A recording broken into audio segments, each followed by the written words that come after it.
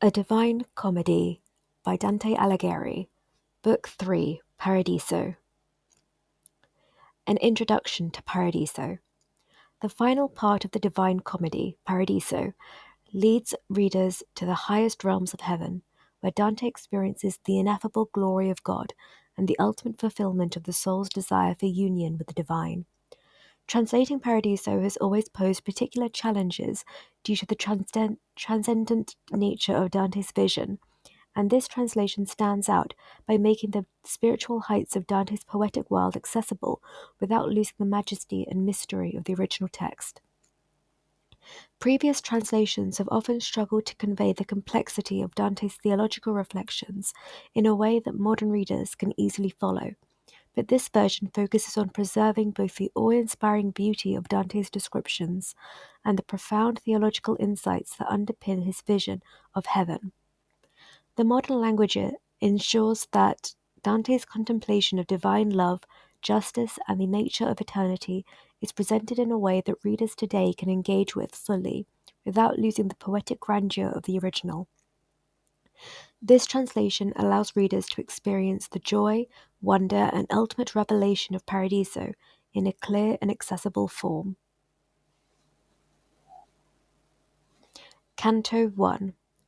The glory of the one who moves all things shines through the universe, filling it with his light. From the highest heaven this light descends and spreads its radiance through all the realms of existence.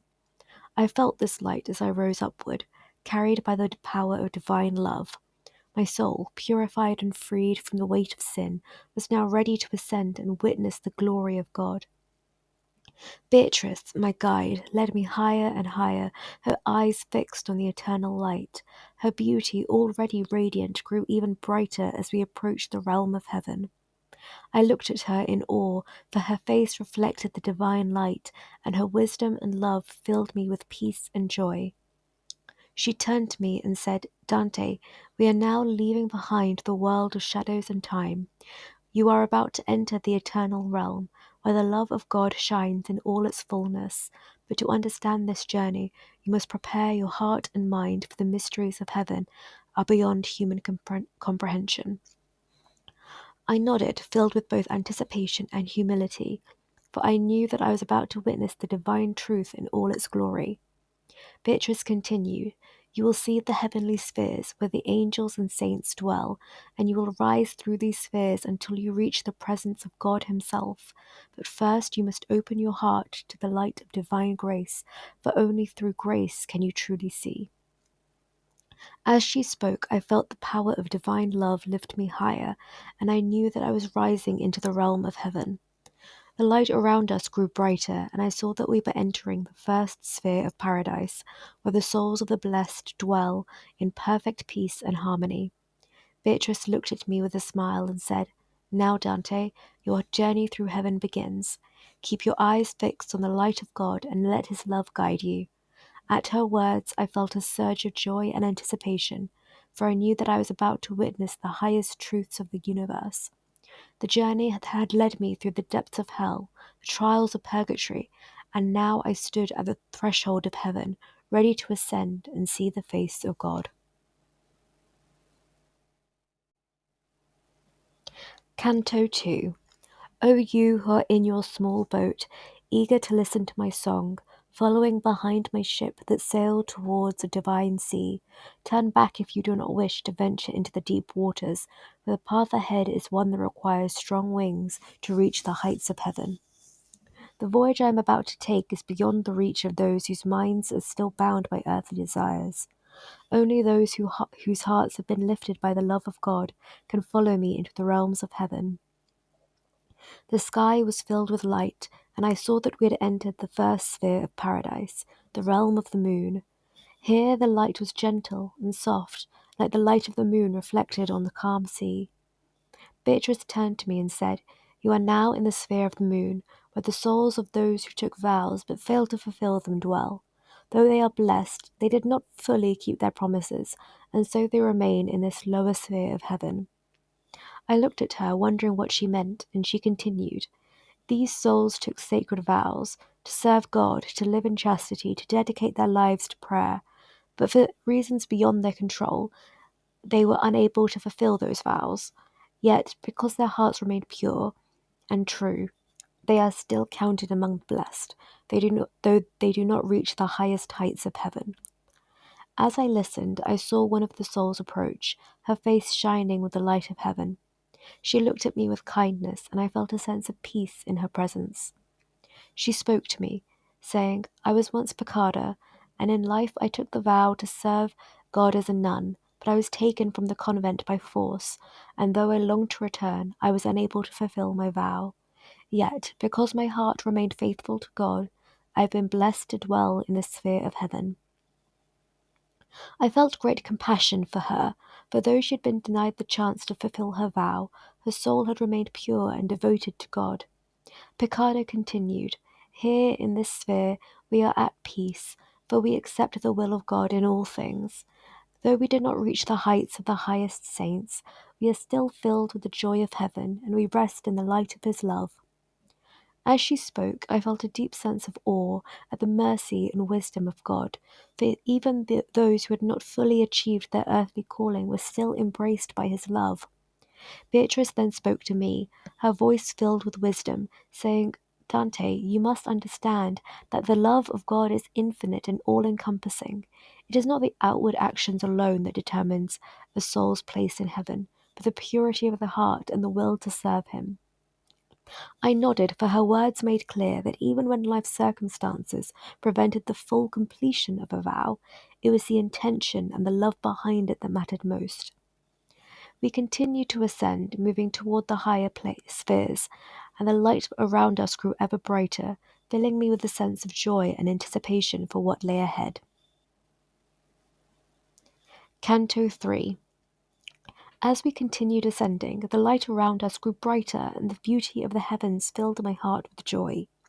Suddenly I saw before me a group of souls, their faces shining with a light that was both serene and radiant. They moved toward us, as if drawn by the love that flowed through the air of heaven. I turned to Beatrice, and she smiled, sensing my unspoken question. These are the souls who, in life, took vows to serve God in perfect charity, but their lives were interrupted by force, though they were taken from their sacred duty. Their hearts remained true, and now they dwell in the sphere of the moon. One of the souls stepped forward, her face full of grace, and I recognized her as Piccarda, the soul I had met in the previous canto. She looked at me with kindness and spoke, Dante, you have come far in your journey, and now you see the justice of heaven, where each soul is placed according to its love for God. I was filled with awe at her words, for I saw that even those who had not fully completed their vows still rested in the peace of heaven, their love for God shining through their being. Piccardo continued, We are content here, for in heaven there is no envy or desire for a higher place. Each soul finds perfect joy in the love of God, and we accept our place in his divine order. I marveled at her humility, for though she dwelled in the lowest sphere of heaven, she radiated the peace that comes from true acceptance of God's will. Beatrice turned to me and said, Do you see, Dante, how the will of God is the source of all joy? Here in heaven, every soul is perfectly aligned with his will, and it is this alignment that brings true happiness. I nodded, for I now understood that the peace of heaven did not come from striving for more, but in resting in the knowledge that God's will is perfect and good. Piccardo smiled at me one last time, and then, with a graceful movement, she returned to the other souls, her face shining with divine light. Beatrice and I continued our ascent, the light growing ever brighter as we moved toward the higher spheres. As we rose, Beatrice said to me, Now you see, Dante, how the souls of the blessed are ordered according to their love for God. It is not a matter of rank or privilege, but of the beauty and purity of the heart and the will to serve him. Her words filled me with a sense of peace, for I saw that in heaven there was no division, only the unity of love. We continued our journey, rising ever higher toward the light of heaven, and I felt a growing sense of joy and anticipation for the wonders that still lay ahead.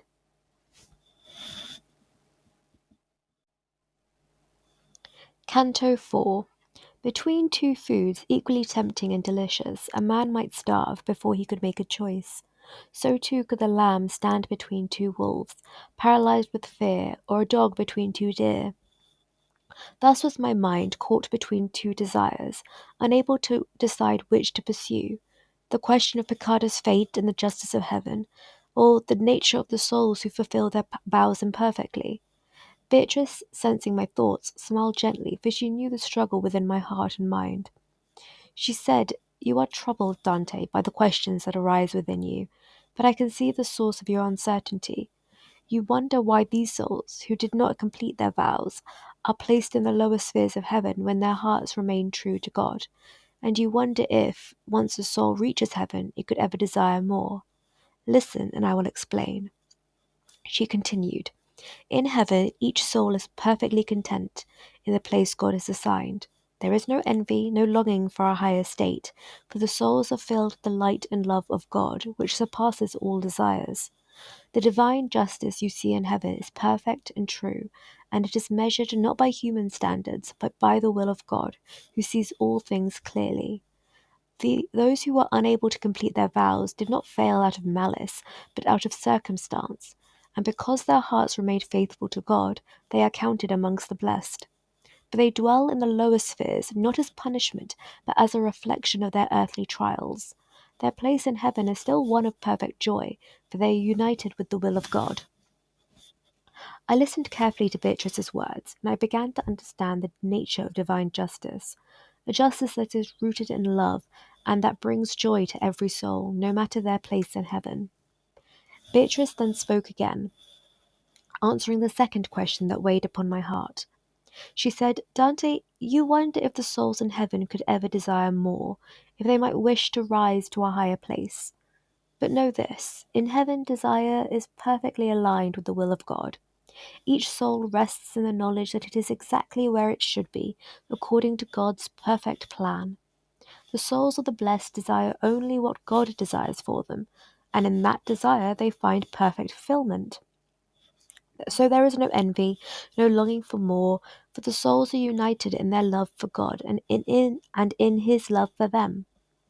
I felt a deep sense of peace as I listened to Beatrice's explanation, for I saw that in heaven all things were ordered by the love and wisdom of God.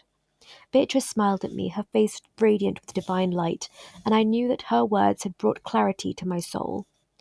We continued our ascent, rising higher towards the next sphere, where the light of heaven grew ever brighter. Canto 5.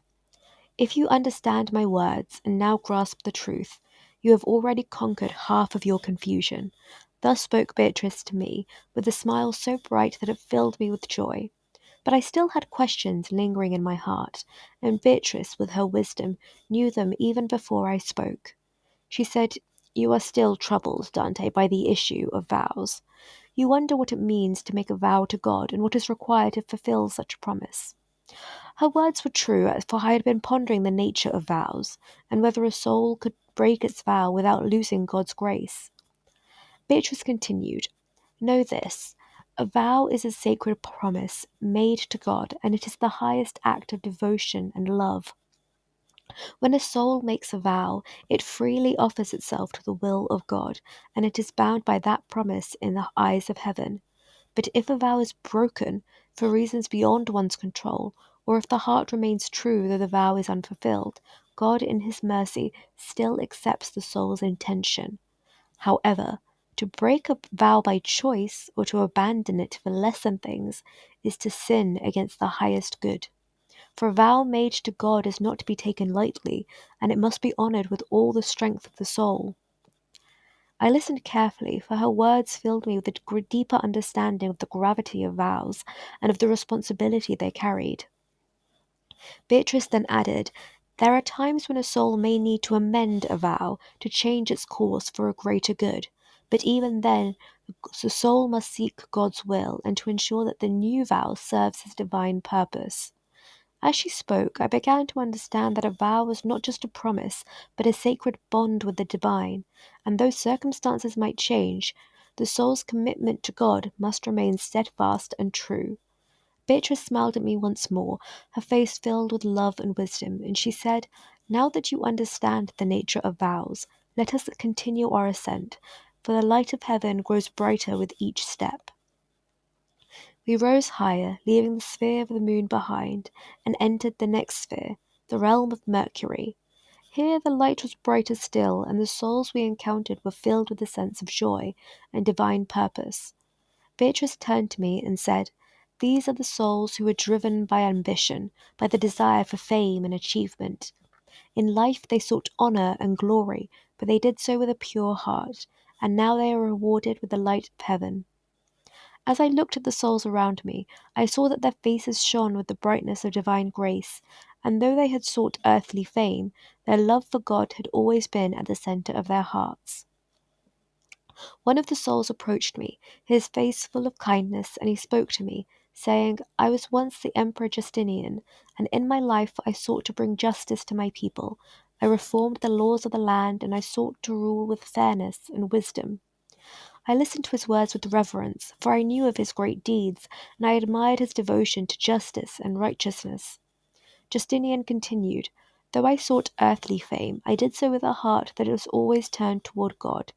And now I dwell in this sphere, where I am filled with the light of his love."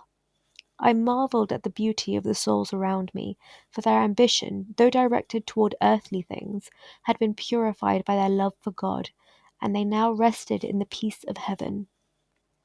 Beatrice smiled at me once more, and I knew that our journey was far from over. There were still many wonders to behold, and the light of heaven shone ever brighter before us.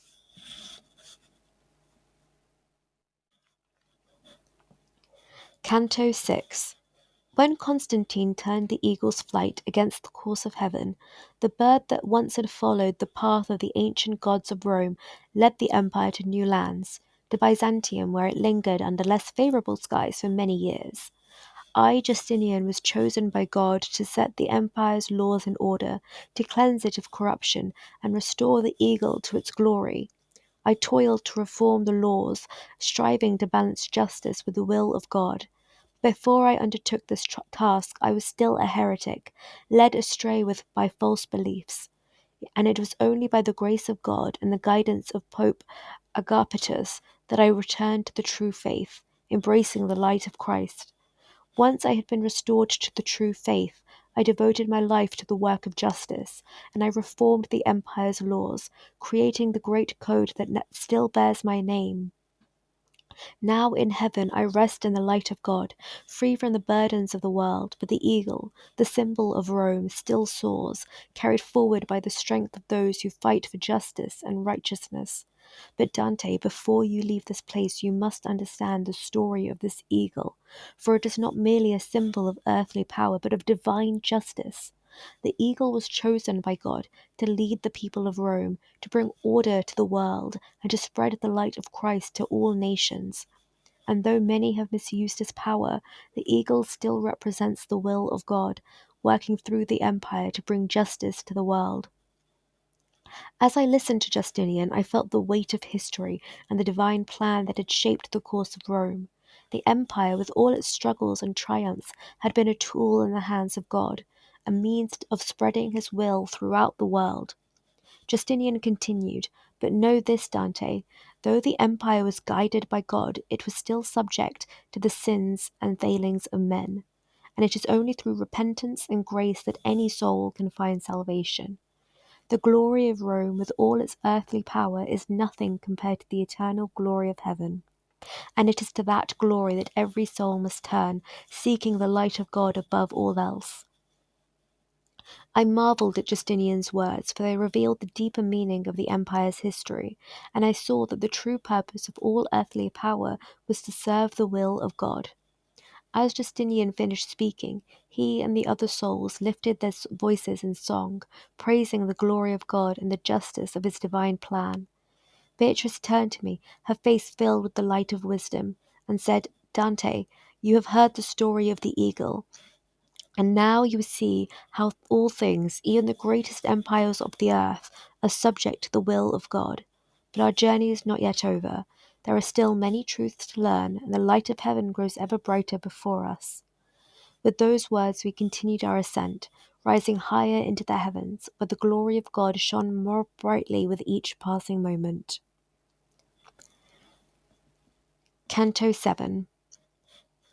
Hosanna, holy God of Sabaoth, who with your light illuminate the heavens and the blessed souls within them.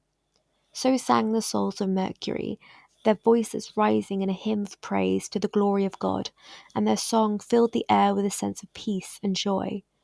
As the voices faded, Beatrice turned to me with a look of wisdom and love, for she knew the questions that still stirred in my heart. She said, Dante, you wonder why it was necessary for God to redeem humanity through the sacrifice of Christ, and why his justice required such a profound act of love. Listen carefully, and I will explain the mystery of divine justice and mercy. She continued, when the first human, Adam, broke the covenant with God, he turned away from the divine order, and sin entered the world. This act of disobedience disrupted the harmony of creation, and the justice of God demanded that this breach be repaired. But the weight of this sin was too great for humanity to bear alone. No human being could ever repay the debt that was owed to God's justice, for the offence was infinite, and so the means of atonement had to come from one who was both human and divine. This is why Christ, the Son of God, became incarnate in human form, to bridge the gap between humanity and God, and to offer himself as a perfect sacrifice in fulfillment of divine justice. Through his death and resurrection, Christ restored the harmony that had been lost, and he opened the way for all souls to be redeemed and reconciled to God. As I listened to Beatrice's explanation, I felt the depth of the mystery of God's justice and mercy, for I now understood that the sacrifice of Christ was both a profound act of love and a fulfillment of the divine order. Beatrice continued, know this, Dante. God's justice and mercy are not opposed, but they work together in perfect harmony. It is through his mercy that God offers forgiveness, and through his justice that the order of creation is restored. The sacrifice of Christ was the ultimate expression of this harmony, for it satisfied the demands of justice while offering the gift of mercy to all who turn to God in faith and repentance. Her words filled me with awe, for they revealed the profound truth of God's plan for humanity, a plan that was rooted in both justice and love. Beatrice smiled at me, her face radiant with divine wisdom, and said, now that you understand the mystery of redemption, you are ready to continue your ascent, but there are still many wonders to behold in the realms of heaven. With those words we rose higher, leaving the sphere of Mercury behind, and entering the next sphere of Paradise, where the light of God shone ever more brightly. Canto 8. The world in its blind grief often follows wrong desires, believing that wealth and power can satisfy the deepest longings of the heart. But here in the realms of heaven the truth shines brightly, for only the love of God can bring true fulfillment. As we ascended into the next sphere, the realm of Venus, I saw the light grow even more radiant, and the souls here moved with a joy that seemed to reflect the very essence of love. Beatrice turned to me and said, you are now in the sphere of Venus, where the souls of those who are devoted to love dwell in the peace and joy of heaven. In life they sought to serve love, and though their love was sometimes imperfect, it was always rooted in a desire for goodness and connection with the divine. As she spoke, I saw one of the souls approach us, his face shining with a gentle light. He greeted me with a smile and said, O you who are still alive and have been granted the grace to ascend through the realms of heaven, I welcome you to Venus. I am Charles Martel, and in life I was a prince of Provence. I recognized him at once, for I knew of his lineage and the noble deeds he had done during his earthly life. He continued, in life I was called to rule, and though I sought to serve my people with justice, I was also driven by love, the love of my people, the love of my family, and the love of God. But like all things on earth, my rule was imperfect, and my heart was sometimes torn between the desires of the world and the call of heaven. I listened to his words, and I saw that even in the highest spheres of heaven, the souls who dwelt here had once struggled with the same challenges that we face on earth. Charles Martel then spoke of the world, of the different natures and roles assigned to each person, and how the diversity of human gifts is part of the divine plan. He said, each person is created with a unique nature, and each is called to fulfill a specific purpose in the world. Some are called to lead, others to serve. Some are gifted with wisdom, others with strength or beauty, but all are part of the great harmony of God's creation. The world goes astray when people seek to be what they are not, when they envy the gifts of others or fail to embrace their own calling. It is only when each person lives in accordance with their nature that the world can flourish in peace and harmony. His words filled me with a sense of understanding, for I saw that the struggles of the world, the conflicts and division, were often the result of people not living in harmony with their true nature. Beatrice, standing beside me, smiled at Charles Martel and said, Dante, you see now how love and purpose are intertwined in the divine plan. Each soul is created with a purpose, and it is through love, the love of God and the love of others, that we find our true fulfillment. Charles Martel continued, though the world is full of challenges, and though the desires of the heart can sometimes lead us astray, the love of God is always there to guide us back to the true path. In life, I sought to love, to serve love, and though my efforts were imperfect, God's grace has brought me here to dwell in the eternal joy of heaven. I thanked him for his wisdom, and as we parted, I felt a deep sense of peace, for I knew that the struggles of the world were not in vain, but part of a larger plan that was guided by the love and wisdom of God. Beatrice then turned to me and said, We must continue our ascent, for there are still many truths to learn, and the light of heaven grows ever brighter. Canto 9. After Charles Martel had spoken, his light began to fade, and I turned my gaze toward Beatrice, whose beauty was more radiant than before, shining brighter with every step as we ascended through the heavens. She said to me, Now, Dante, we will rise higher to see more of heaven's truths. As we moved upward, we entered deeper into the sphere of Venus, where love shines brightly in its purest form. Here the souls glowed with the light that reflected their devotion to love in life, not only human love, but love for God and for all creation. I saw one of these radiant souls approach, her presence full of grace and wisdom. She addressed me kindly, saying, O pilgrim who journeys through the light of heaven, if you seek to know the truth, listen to my words, for I once walked the earth as Cunisa de Romano. In life I was driven by love, and though I strayed, I have found redemption here through the grace and mercy of God. I was amazed at the gentleness in her voice, and I listened closely as she shared her story. She said, I was born in a time and in a place where power and wealth ruled the hearts of men. In my youth, I followed the passions of the world, and my heart was drawn to earthly love. But as time passed, I realized that true love is found not in fleeting desires, but in the love of God. Here in heaven, I have found peace, for God's love has redeemed me, and I now dwell in the eternal joy that comes from serving His will. I was moved by her words, for they spoke of the power of divine love to heal even the deepest wounds of the soul. Cunizza then said, But Dante, there is still much sorrow in the world below, for many are led astray by false desires and misguided ambitions. I see the fate of my homeland, which suffers under the weight of greed and corruption, and I weep for the souls who have not yet found their way to the light of heaven. Her words filled me with sadness, for I knew the pain of the world she spoke of, a world torn apart by human folly and the pursuit of power.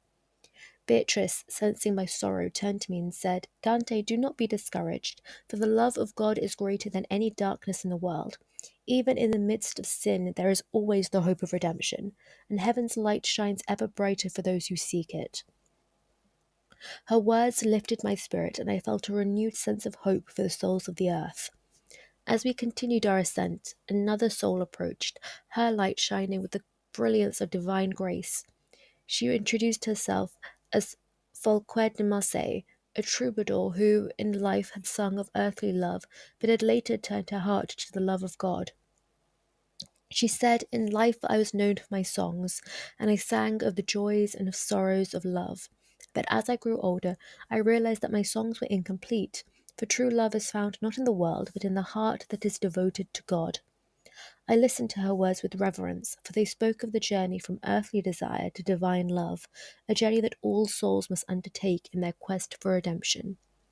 Falquet continued, "Here in love I sing a new song, a song of praise to the Creator, whose love surpasses all understanding. And though the world below is still caught in the shadows of sin, I know that one day all souls will be drawn to the light of God, and the harmony of heaven will reign." As she spoke, I felt a deep sense of peace, for I saw that even those who had been consumed by worldly desires could find their way to redemption through the grace of God. Beatrice then smiled at me, her face filled with divine wisdom, and said, "Dante, we must continue our journey, for the light of heaven grows ever brighter, and there are still many truths to learn." With those words, we rose higher, leaving behind the sphere of Venus, and moving toward the next realm of paradise, where the mysteries of divine love would be revealed in even greater fullness.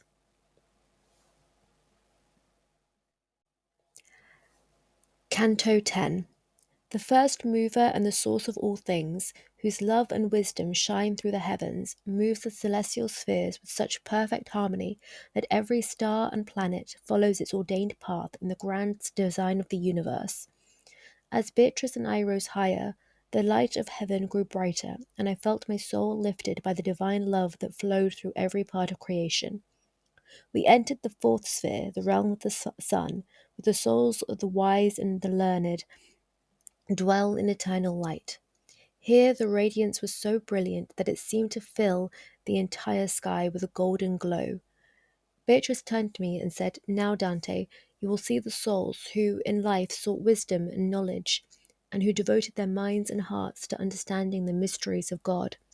As I gazed into the light, I saw a circle of radiant souls, each one shining like the sun, and their brightness filled me with awe. These were the souls of the great theologians, philosophers, and saints, whose wisdom had illuminated the world with the light of divine truth. One soul stepped forward, his face glowing with the light of heaven, and he spoke to me, saying, "O you who seek to understand the mysteries of the divine, welcome to the realm of wisdom, where the light of God shines through the minds of the blessed. I am Thomas Aquinas, and in life I sought to bring together faith and reason, and to show that the love of God is not only felt in the heart, but can also be understood through the workings of the mind." I recognized him at once, for Thomas Aquinas had been known as one of the greatest minds in the history of the Church, and his writings had shaped much of Christian theology. He continued, "Here in this sphere we dwell in the light of divine wisdom, for the knowledge we sought on earth is now fully revealed to us in heaven. We see the truth of all things, not just through the lens of human reason alone, but through the perfect understanding that comes from God." As I listened to his words, I felt a deep sense of admiration for the souls who had devoted their lives to seeking the truth, for they had been rewarded with the fullness of knowledge in the presence of God. Thomas Aquinas then gestured to the other souls in the circle and said, "Here you will see the souls of those who, like me, sought to understand the mysteries of faith. Among them is Solomon, whose wisdom was a gift from God, and whose understanding surpassed that of all men in his time." I looked at the circle of souls, and I saw the brightness of their wisdom shining like the sun, filling the heavens with its radiance. As the souls moved in a great circle, their voices rose in song, praising the glory of God and the beauty of his creation. Beatrice, standing beside me, smiled and said, "Dante, do you see how wisdom and love are united in the divine plan? These souls, who sought knowledge in life, have found their true fulfillment in heaven, where the understanding of God is made perfect by his love." I nodded, for I saw that the pursuit of wisdom was not an end in itself, but a path that led to the love of God. As we continued to watch, the circle of souls grew larger, and more voices joined in the hymn of praise, that their song rising ever higher, filling the heavens with joy. Beatrice then turned to me and said, "We must continue our ascent, for there are still greater truths to learn, and the light of heaven grows ever more brilliant." With those words we rose higher, leaving the sphere of the sun behind, and moving towards the next realm of paradise, where the mysteries of divine wisdom would be revealed in even greater splendor. Canto 11. O foolish, blind, and sinful craving of mortals, how short-lived are your desires, how fleeting the wealth and power that you chase so eagerly. If only you would turn your hearts to the eternal, to the love of God, you would find the true joy that never fades. Thus began the voices of the blessed souls as they circled in the brilliant light of the sphere of the sun. Their song filled the air with a hymn of praise to the wisdom of God. As I listened, one of the souls stepped forward, his face shining with the light of divine understanding. He said to me, Dante, if you seek to know the true path of wisdom, listen to the story of two great saints, one who followed the way of knowledge, and the other the way of humility and poverty. I am Thomas Aquinas, and it is my joy to speak of the life of St. Francis, who embraced the poverty of Christ and showed the world the beauty of a life lived in simplicity and devotion to God. I listened with reverence, for I knew that St. Francis was one of the greatest saints in the history of the Church, and his life had been a model of holiness and humility. Thomas continued, St. Francis was born in Assisi, a city nestled in the hills of Umbria. From his youth he was drawn to the love of God, and though he came from a wealthy family, he renounced all earthly possessions to live a life of poverty, following in the footsteps of Christ. He embraced the lepers, cared for the poor, and preached the gospel with a fervour that touched the hearts of all those who heard him. He gathered followers who became the first brothers of the Franciscan order, and together they lived in humility and service, devoted to the love of God and the care of his creation. St. Francis was a man of peace, and he sought to bring harmony between all living things. Even the birds and animals listened to his voice, for his heart was so pure that all of creation recognized the love of God within him. As Thomas spoke, I felt a deep sense of admiration for the life of St. Francis, for he had shown the world the beauty of a life lived in simplicity and devotion to God's will. Thomas continued, But know this, Dante, the life of St. Francis was not without trials. He faced opposition and hardship, and even within his own order there were those who sought to change his teachings and turn the path of poverty into a path of wealth. Yet through it all, St. Francis remained steadfast, trusting in the love of God to guide him through the darkness. Now here in heaven he dwells in the eternal light of God's love, a shining example of humility and faith.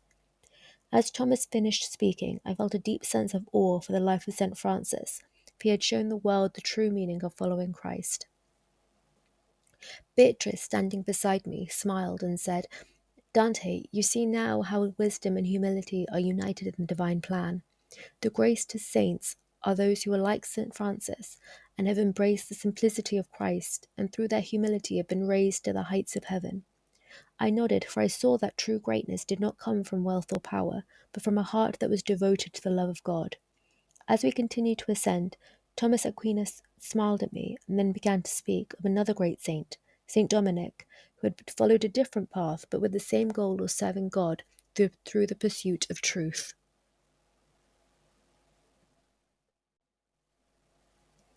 Canto 12. Soon after the song of Blessed Thomas ceased, another circle of radiant souls appeared, encircling the first in perfect harmony, like twin rainbows reflecting one another in the sky. The souls in this second ring began to move and sing, praising the wisdom and love of God, filling the heavens with their joyous hymn. As I marveled at the beauty of this celestial dance, one of the souls stepped forward, his face shining with divine light, and he spoke to me, saying, O you who seek the truth, listen to the words I speak, for they will reveal to you the story of another great saint, whose life was dedicated to the pursuit of truth. I am Bonaventure, and it is my joy to speak of the life of St. Dominic, who, like St. Francis, was chosen by God to guide the Church and lead souls to the light of heaven. I listened closely, for I knew that St. Dominic, like St. Francis, had played a great role in the history of the Church, and his life had been one of devotion to the truth of the Gospel. Bonaventure continued, St. Dominic was born in Spain, in the town of Quilruga. From his youth he was drawn to the love of God, and his heart burned with a fervent desire to spread the truth of the Gospels to all nations. He saw the errors and heresies that had taken root in many parts of the world, and he knew that it was his calling to combat these false teachings with the light of truth. With courage and wisdom, St. Dominic gathered followers, and they became the first brothers of the Dominican order, devoted to preaching the gospel and defending the truth of the Catholic faith. St. Dominic's life was one of tireless service, and he travelled far and wide preaching the word of God and converting countless souls to the true faith. His love for truth was matched only by his humility, for he lived a life of poverty and simplicity, always seeking to serve others rather than himself. As Bonaventure spoke, I felt a deep sense of admiration for St. Dominic, for his life had been dedicated to the pursuit of truth, and he had fought tirelessly to defend the Church from error and heresy. Bonaventure continued, though St. Dominic and St. Francis followed different paths, their goal was the same, to serve the Church and to bring souls to the love of God. Where Sir Francis embraced poverty and sought to show the world the beauty of a simple life, St. Dominic embraced knowledge and sought to defend the truth of the gospel. Both of these saints were chosen by God to guide the Church, and their work continues even now, for their followers carry on their mission of love and truth. As I listened, I saw the harmony between these two great saints, and I understood that the Church was strengthened by the diversity of gifts and callings that each saint brought to the world. Bonaventure then spoke again, saying, though the world below is often filled with strife and division, here in heaven we see the unity of God's plan. St. Francis and St. Dominic, though different in their approach, worked together for the same purpose, to bring the light of Christ to a world in need. As he finished speaking, the two circles of souls began to sing in unison, their voices blending together in perfect harmony, a hymn of praise to the wisdom and love of God. Beatrice, standing beside me, smiled and said, Dante, you see now how the diversity of gifts within the Church is part of the divine plan. Each saint, each soul, has a unique role to play in the unfolding of God's will, and it is through this harmony that the Church is made strong. I nodded, for I saw that the unity of heaven was not found in sameness, but in the perfect blending of different gifts and callings, all working together for the glory of God. With that, we rose higher, leaving behind the sphere of the sun, and moving toward the next realm of paradise, where even greater mysteries would be revealed.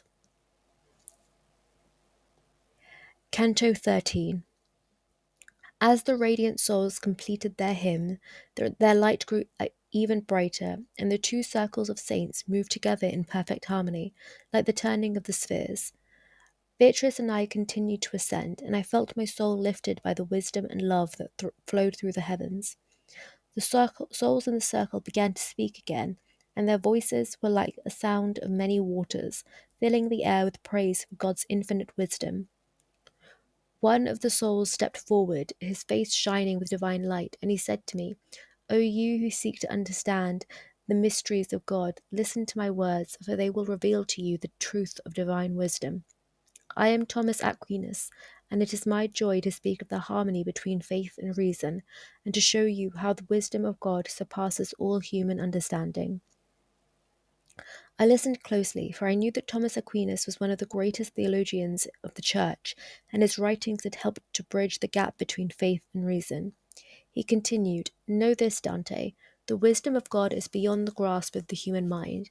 Though we seek to understand his ways, we can never fully comprehend the depths of his knowledge. God's wisdom is like a vast ocean, and we are but small vessels sailing on its surface. We can see its beauty, and we can catch glimpses of the truth that lies within, but we can never fully comprehend its infinite depths. This is why faith is so essential, for faith allows us to trust in the wisdom of God, even when we cannot understand all of his ways. As I listened, I felt a deep sense of humility, for I realized that the pursuit of knowledge, though noble, can never lead to a full understanding of the divine mysteries. Thomas continued, Though we cannot fully comprehend the wisdom of God, he has given us the gift of reason to help us understand the world he has created. Through reason, we can come to know many truths, the law of nature, the beauty of creation, and the order of the universe. But reason alone is not enough. It is only through faith that we can reach the higher truths that lie beyond the grasp of the mind. His words filled me with a sense of awe, for they revealed the harmony between faith and reason, and I saw that the two were not in conflict, but part of the same divine plan. Thomas then spoke of Solomon, the wisest of kings, whose wisdom was a gift from God, and who had used that wisdom to lead his people with justice and love. He said Solomon was given the gift of wisdom not for his own sake, but for the good of his people. He used that wisdom to bring peace and prosperity to his kingdom, and to guide his people in the ways of righteousness. But even Solomon, with all his wisdom, knew that the wisdom of God was far beyond his own understanding. He trusted in God's guidance, and he sought to align his will with the will of the Creator. As Thomas spoke, I saw that the pursuit of wisdom was not just about gaining knowledge, but about using that knowledge to serve others and to align oneself with the will of God. Beatrice, standing beside me, smiled and said, Dante, you see now how the wisdom of God is reflected in the lives of the saints. Each of them, in their own way, sought to understand the truth, and they always knew that the ultimate truth could only be found in the love of God. I nodded, for I saw that the pursuit of wisdom was not an end in itself, but a path that led to the love of God. As the circle of souls began to sing once more, their voices rose in a hymn of praise to the infinite wisdom of the Creator, and I felt my heart lifted by the beauty of their song. With that, we rose higher, leaving behind the sphere of the sun, and moving toward the next realm of paradise, where even greater truths would be revealed. Canto 14. From the radiance of the blessed souls came a single unified voice, lifting praise to the eternal light that illuminates all creation. Their hymn resonated through the heavens, filling the air with joy and peace. As the singing faded, I turned to Beatrice, and her face shone brighter than ever before, for the light of heaven continued to increase as we rose higher. One of the souls in the circle spoke to me, saying, O you who are still bound to the earth, but who have been granted the grace to ascend through these spheres, you have witnessed the light of wisdom, and now you will see the glory of divine love in even greater splendor. I listened closely, for I could sense that we were approaching a higher understanding of heaven's mysteries.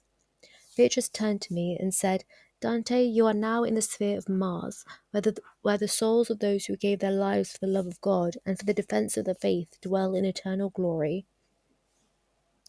As I looked around, I saw the light grow even brighter, and within it I could see the form of a giant cross, radiant and shining with the light of divine love. Upon the cross, the souls of the blessed moved, like stars in the night sky, each one glowing with the fire of their devotion to God. Their movements were harmonious, and they sang in unison, a hymn of praise to the glory of the Redeemer, who had died upon the cross for the salvation of all. One of the souls stepped forward, his face glowing with a light so bright that it seemed to shine with the very essence of heaven. He spoke to me, saying, I am Guida, and in life I was your ancestor. Through the grace of God, I dwell here in the sphere of Mars, where the souls of the martyrs and warriors for the faith are gathered. I gave my life in defense of the Church, and now I dwell in the eternal peace that comes from serving God with all my heart. At the mention of his name, I felt a surge of emotion, for I knew that Guida was as a noble figure from my family's past, a man of honor and devotion. He continued, Dante, you have been chosen to see the glory of heaven and to bear witness to the truths that are revealed here. But know this, your journey is not yet complete, for you must return to the world below, and there you will face many trials and sufferings. Yet through it all you must remain steadfast in your faith, for it is through these trials that you will be purified and made ready for the eternal joy of heaven. As he spoke, I felt both joy and sorrow, joy at the sight of my ancestor, and sorrow at the thought of the trials that awaited me upon my return to the world. Cacciaguida then said, Do not fear, for the grace of God will sustain you, and you will find strength in the knowledge that your journey through heaven has prepared you for the path ahead. Look upon this cross and see the glory that awaits all those who remain faithful to the love of God. As I gazed upon the radiant cross, I felt a deep sense of peace, for I knew that the love of God would guide me through all the trials of the world below. Beatrice, standing beside me, smiled and said, Dante, you see now that the power of love, a love so strong that it leads souls to give their lives in service to God and His Church. The souls you see before you are those who, in life, fought for the faith and who now dwell in the eternal glory of heaven. Their sacrifice is a reflection of the love of Christ, who gave his life upon the cross for the salvation of all. I nodded, for I understood now that the ultimate expression of love was to give oneself completely for the sake of God and for the good of others. The souls upon the cross continued to move in harmony, their song rising ever higher, praising the glory of God and the victory of love. With that, Beatrice and I rose higher, leaving the sphere of Mars behind and moving toward the next realm of paradise, where even greater truths would be revealed. Canto 15. The great joy of heaven, shining brighter as we rose higher, began to speak to me through the voice of my ancestor, Cacciaguida, whose soul blazed like a star on the radiant cross. He spoke with a love that overflowed from his heart, a love so pure and powerful that it filled the heavens with its light. Blessed be the grace of God, he said, who has granted you the chance to journey through the heavens and behold the glory of paradise while still bound to your earthly life. You are here not by your own strength, but by the mercy of the Almighty, who has chosen you to witness these divine truths. His voice was full of affection, and I knew that this was more than the love of a distant ancestor. It was the love of one who had seen the fullness of God's plan, and who desired my salvation with all his heart. He continued, You come from a line of noble blood, and in the days of old our family lived in Florence, a city that was once just and pure, but times have changed, and Florence has fallen into corruption, driven by greed and division. Your heart aches for your homeland, and rightly so, for the city you knew in your youth is not the same as the one you will return to. Yet do not despair, for your journey through heaven has prepared you to face the challenges ahead. I listened to his words with reverence, for they spoke of the deep bond between my family's past and my present struggle. Cacciaguida continued, Florence in my time was a city of virtue and honour. Its people lived simply, content with what they had, and they worked together for the common good. But now the city is torn apart by factionalism and greed. The pursuit of wealth and power has led to corruption, and the noble spirit of Florence has been lost. His words filled me with sorrow, for I knew the truth of what he spoke. The Florence of my youth, a city of great promise, has become a place of division and strife. Yet Cacciaguida did not speak with bitterness, but with the wisdom of one who had seen the larger picture of God's plan. He said, Do not lose hope, for the trials you face in the world are but a small part of the greater story of salvation.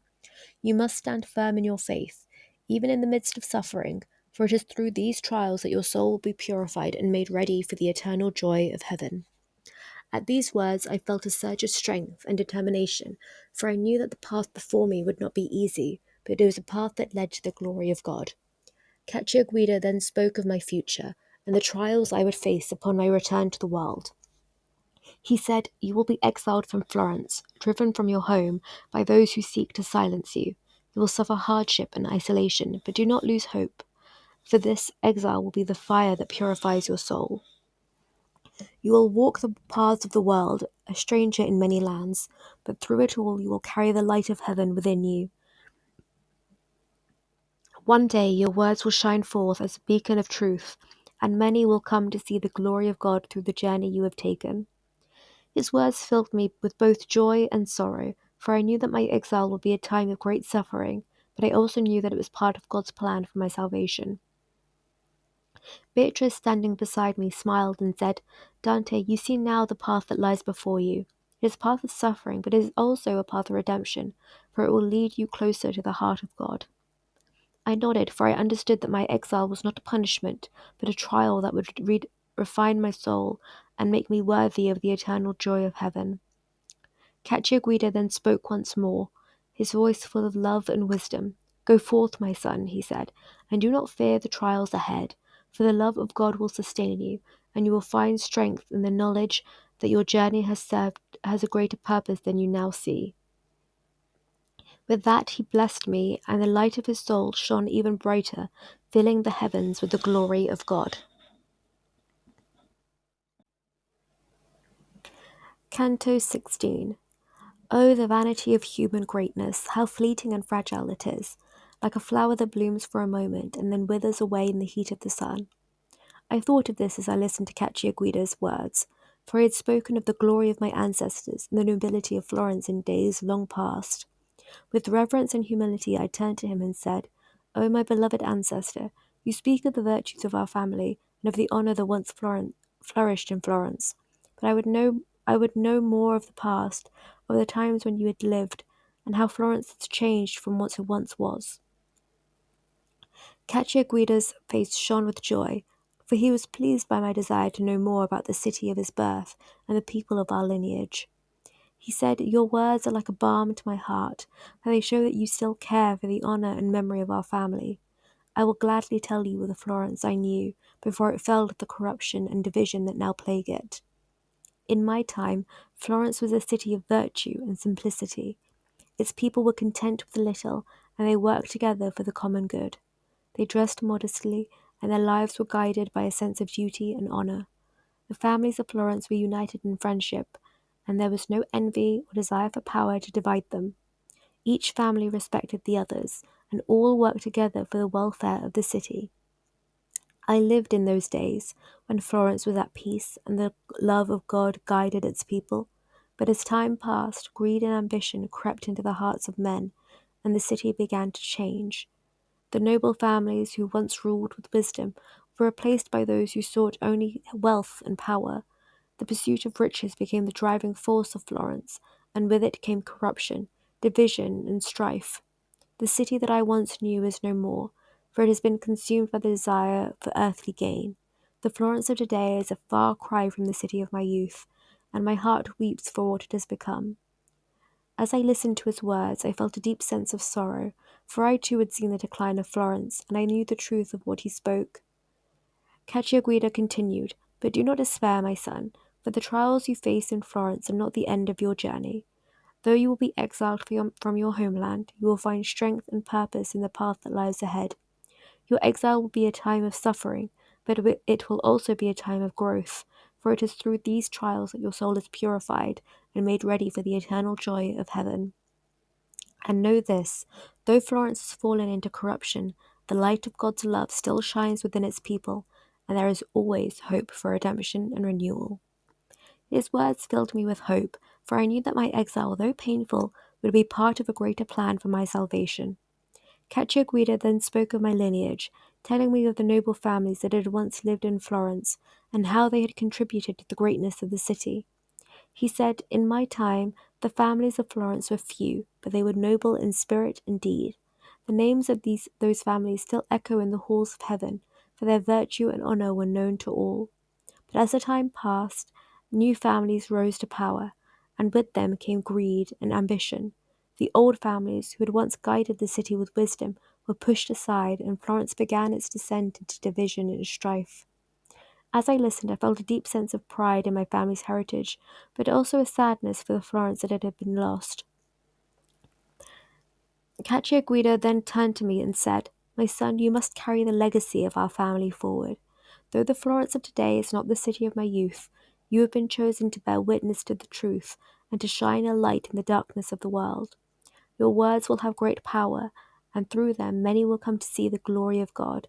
Do not fear the trials ahead, for they are part of God's plan for your life." With these words, he blessed me once more, and his light grew even brighter, as if reflecting the eternal joy of heaven. Beatrice, standing beside me, smiled and said, "Dante, you see now how the path that lies before you is a path of hardship, but also a path of grace. For through your trials you will come to know the fullness of God's love and wisdom."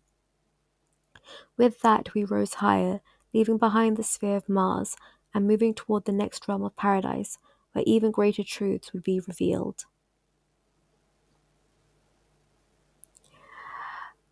Canto 17. Just as the sunlight breaking through thick clouds reveals the beauty of the land below, so too did the light of heaven illuminate the thoughts that stirred within my mind, for I was still uncertain about the trials that awaited me upon my return to the world. Cacciaguida, seeing the questions in my heart, spoke to me with love and wisdom, for he knew the future that lay before me and the suffering I would endure. He said, "Before you were born, the path of your life was already known to God, and he, in his wisdom, has chosen for you a greater purpose. Though the road ahead will be filled with hardship, you must remain steadfast in your faith, for it is through these trials that you will fulfill your divine calling." I listened closely, for I sensed that Cacciaguida was about to reveal to me the future that awaited me in the world below. He continued, "You will be exiled from Florence, driven from your home, by those who seek to silence you. Your enemies will conspire against you, and you will be forced to wander through the foreign lands, a stranger in places where you should have been welcomed. But do not lose heart, for your exile is not a punishment, but a test of your faith and resolve. Through these trials you will be purified, and your soul will be made ready for the eternal joy of heaven. The people of Florence, blinded by their own greed and ambition, will turn against you, but you must remain firm in your beliefs, for the truth you speak will one day shine like the bright light of heaven. As I heard these words, a mixture of sorrow and strength welled up within me. Sorrow, for as I knew that the road ahead would be filled with suffering, but strength, for I now understood that my trials were part of God's plan for my salvation. Cacciaguida then spoke again, his voice full of love and encouragement. Though you will be exiled, you will find solace in the knowledge that your business has a greater purpose. That you can see even now. Your words will have power, and through them many souls will come to know the truth of God's love and wisdom. Do not be afraid to speak the truth, even when it is difficult, for though the world may turn against you, your words will endure, and they will bear witness to the glory of heaven. You will encounter many hardships, but through it all, the grace of God will sustain you, and you will find strength in the knowledge that your journey through heaven has prepared you for the trial ahead. As he spoke, I felt a deep sense of peace, for I knew that the path of my life was guided by God's will, and that even in the midst of suffering, his love would be with me. Cacciaguida continued, "The time will come when you will stand alone, separated from those you love and from the city of your birth. But remember, my son, you are never truly alone, for the love of God is always within you. You will find companions along the way, friends who will support you in your journey, but in the end, it is just your faith in God that will carry you away. Hold fast to the truth, and do not let the trials of the world diminish your spirit, for the glory of heaven is your true home, and it is there that you will find your ultimate reward." As I listened to these words, I felt a renewed sense of purpose, for I now understood that my exile, though painful, was a necessary part of my journey toward salvation. Beatrice, standing beside me, smiled and said, "Dante, you have seen the path that lies before you, but you don't know now that you know now that it is through these trials that your soul will be purified. Your exile will be difficult, but it is also a time of grace, for it will teach you not to rely on the things of the world, but on the love of God." I nodded, for I saw that my journey through exile was not an end, but a beginning, a path that would lead me closer to the heart of God. Cacciaguida then blessed me one more time, and his face radiant with divine light, he said, "Go forth, my son. Do not fear the trials ahead, for the grace of God will guide you through every hardship. In the end, you will find peace in the eternal joy." With those words, we rose higher, leaving behind the sphere of Mars and moving toward the next realm of paradise, where even greater truths would be revealed.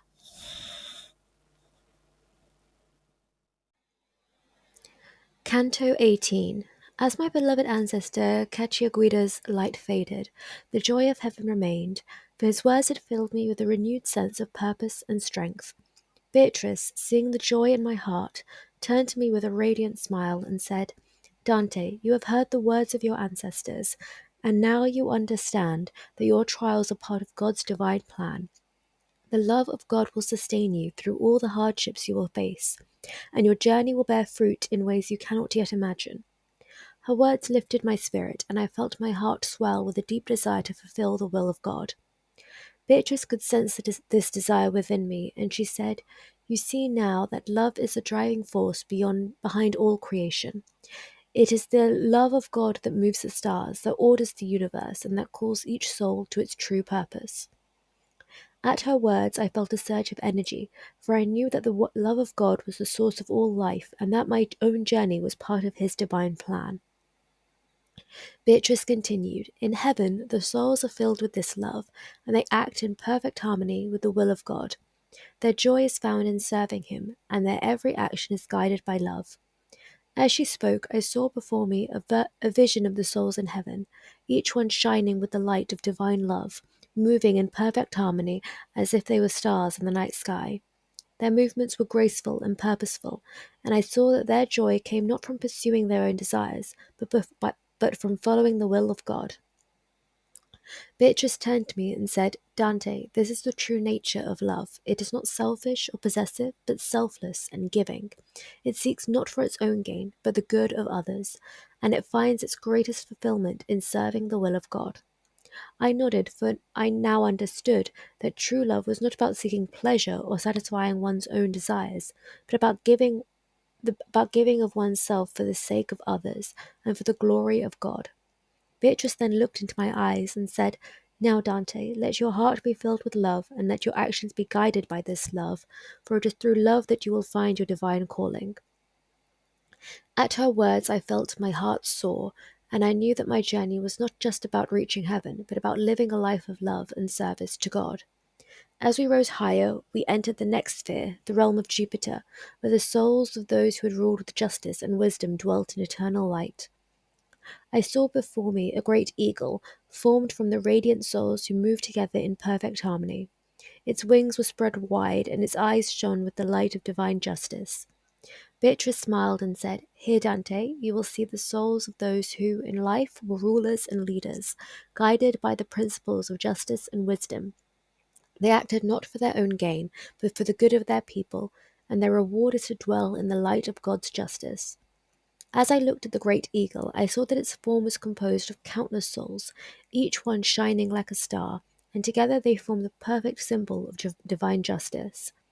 The eagle's voice then spoke to me, its words filled with authority and grace. O you who seek the truth, it said, know that justice is the foundation of all good rule. Those who governed with fairness and who sought the common good are now rewarded with the eternal light of God's justice. But woe to those who ruled with cruelty and greed, for their deeds have brought them only darkness and suffering. True justice is found not in the pursuit of power, but in the desire to serve others and to uphold the laws of God. As I listened to the eagle's words, I felt a deep sense of admiration for the souls who had ruled with justice, for they had acted in accordance with the divine will and had served their people with wisdom and humility. Beatrice turned to me and said, Dante, you see now the importance of justice, for it is through justice that the will of God is carried out in the world. Those who rule justly reflect the light of heaven, and their actions bring peace and harmony to the earth. I nodded, for I understood that justice was not just a human virtue, but a reflection of the divine order, and that those who ruled with justice were carrying out the will of God. As we continued to rise, the light around us grew even brighter, and I felt my heart filled with the desire to serve God and to live a life of justice and love. The great eagle's voice echoed in my mind, reminding me that true power came not from domination or wealth, but from serving others with fairness and humility. Canto 19. The great eagle of justice, formed of the souls of the righteous, continued to speak to me, its voice filled with divine authority. It said, O you who are still bound to the world below, listen carefully to the words I speak, for they reveal the mysteries of God's justice and wisdom. The justice of God is perfect and beyond reproach. It is not subject to the limitations of human understanding, for the wisdom of heaven surpasses all that can be known by the minds of men.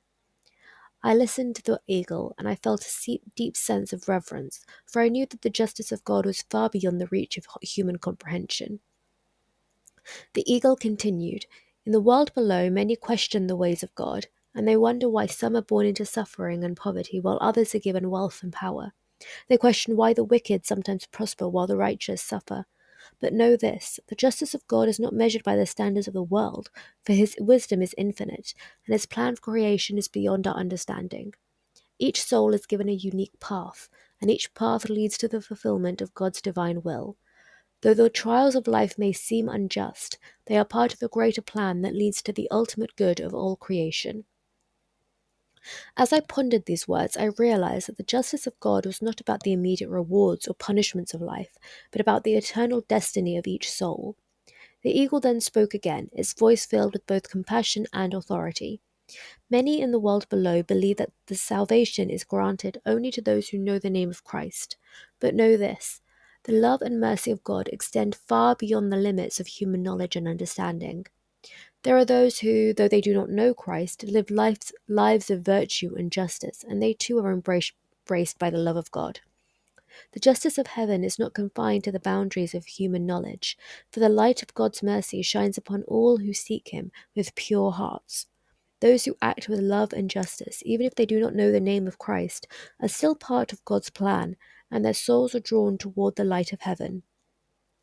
I was filled with awe at these words, for they revealed the boundless mercy of God, who judges not by appearances, but by the purity of the heart. The eagle then said, Dante, you have seen the justice of heaven, and you now understand that God's wisdom and mercy are far greater than anything that can be known in the world below. Do not be troubled by the ways of the world, for all things are guided by the hand of God, and his justice will prevail in the end. The wicked may prosper for some time, but their deeds will not go unpunished. The righteous may suffer, but their reward is eternal. The truth in the wisdom of God, trust in the wisdom of God, and know that his plan is perfect and just. As the eagle's words sank into my heart, I felt a deep sense of peace, for I understood that the trials of life were not meaningless, but part of a greater design that led to the fulfillment of God's will. Beatrice, standing beside me, smiled and said, Dante, you see now the depth of God's justice and mercy. The ways of heaven are beyond the understanding of the world, but they are always guided by love and truth. Trust in the justice of God and let your heart be filled with peace, for his wisdom will guide you through all the trials of life. I nodded, for I saw that the justice of God was not something to be feared, but something to be trusted, for it was rooted in love. As we rose higher, the light of heaven grew even brighter, and I felt my soul lifted by the beauty of the justice that I had witnessed. The eagle, its form still composed of countless radiant souls, sang a hymn of praise to the glory of God, and its voice echoed through the heavens, filling the air with joy and peace. Canto 20. The great eagle's hymn of praise echoed through the heavens, filling the air with joy and wonder. Its voice, made up of countless souls who had lived lives of justice and wisdom, resounded with the glory of God. As I stood before the radiant form of the eagle, I felt a deep sense of awe, for its presence was a reflection of the divine justice that guides all creation. The eagle spoke again, its voice filled with both authority and compassion. O you who seek to understand the mysteries of heaven, know that the justice of God is revealed not only in the reward of the righteous, but also in the mercy shown to those who, through no fault of their own, did not know the truth of Christ. Look upon the souls who form my shining eye, for these are the souls of those who, though they did not know Christ, lived lives of virtue and justice, and were embraced by the love of God. I gazed into the eye of the eagle, and within it I saw the souls of great rulers and leaders, each one shining with the light of heaven. Though they had not known the teachings of Christ, they had ruled their people with wisdom and fairness, and they had sought the good of all. The eagle continued, These souls are here not because of the faith they professed, but because of the purity of their hearts and the justice of their actions. Their lives were guided by love and virtue, and though they did not know the name of Christ, they were still part of God's plan for salvation. The love of God is infinite, and it extends to all who seek him, whether they know his name or not. Those who act with love and justice are drawn toward the light of heaven, and their reward is eternal. As I listened to the eagle's words, I was filled with awe, for they revealed the boundless mercy of God, who judges not by outward appearances, but by the inner truth of the heart. The eagle then spoke again, its voice filled with wisdom. Now, Dante, you will see the names of those who dwelled within my eye, for their lives were examples of virtue and justice, and they are now rewarded with the eternal light of heaven. One by one, the souls in the eye of the eagle began to speak, each one introducing themselves and telling the story of their life on earth. The first soul said, I am David, king of Israel, who ruled with a heart devoted to God. Though I was not without sin, I sought to serve the Lord with all my might, and now I dwell in the light of his love. The second soul spoke, I am Trajan, the Roman emperor, who ruled with justice and fairness. Though I did not know Christ, I acted with compassion and wisdom, and for this God has granted me a place amongst the blessed. The third soul said, I am Hezekiah, the king of Judah, who turned to the Lord in times of trial and sought to lead my people with righteousness. Now I dwell in the peace of heaven, where the justice of God reigns forever. As each soul spoke, I felt a deep sense of reverence, for their lives had been examples of the power of virtue and justice, even in the absence of the knowledge of Christ. The eagle then said, Dante, you see now that the justice of God is not limited by human understanding. It is not only those who profess the faith who are saved, but all who live lives of virtue and who seek the good of others are embraced by the love of God. The souls you see before you are a testament to the mercy and wisdom of God, who judges each soul according to the purity of its heart. Beatrice, standing beside me, smiled and said, Dante, you see now the fullness of God's justice, for it extends to all corners of the earth, and it reaches all who seek him in truth. The ways of heaven are not the ways of the world, for God's mercy is infinite and his justice is perfect. I nodded, for I saw that the love of God was not confined to the boundaries of human understanding, but extended to all who lived lives of virtue and love. As we continued to ascend, the light around us grew even brighter, and the hymn of the eagle resounded through the heavens, filling the air with praise for the boundless mercy and justice of God. Canto 21.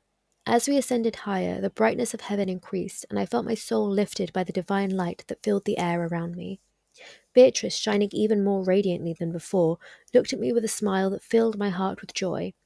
We entered the next sphere, the realm of Saturn, where the souls of those who had devoted their lives to contemplation and the pursuit of wisdom dwelt in eternal peace. Here the light was softer, but no less beautiful, and I felt a deep sense of serenity as I beheld the souls of the contemplatives, whose lives had been dedicated to the quiet reflection on the mysteries of God. Beatrice turned to me and said, Dante, you are now in the sphere of Saturn, where the souls of those who lived lives of deep contemplation and powerful and prayerful meditation dwell in peace.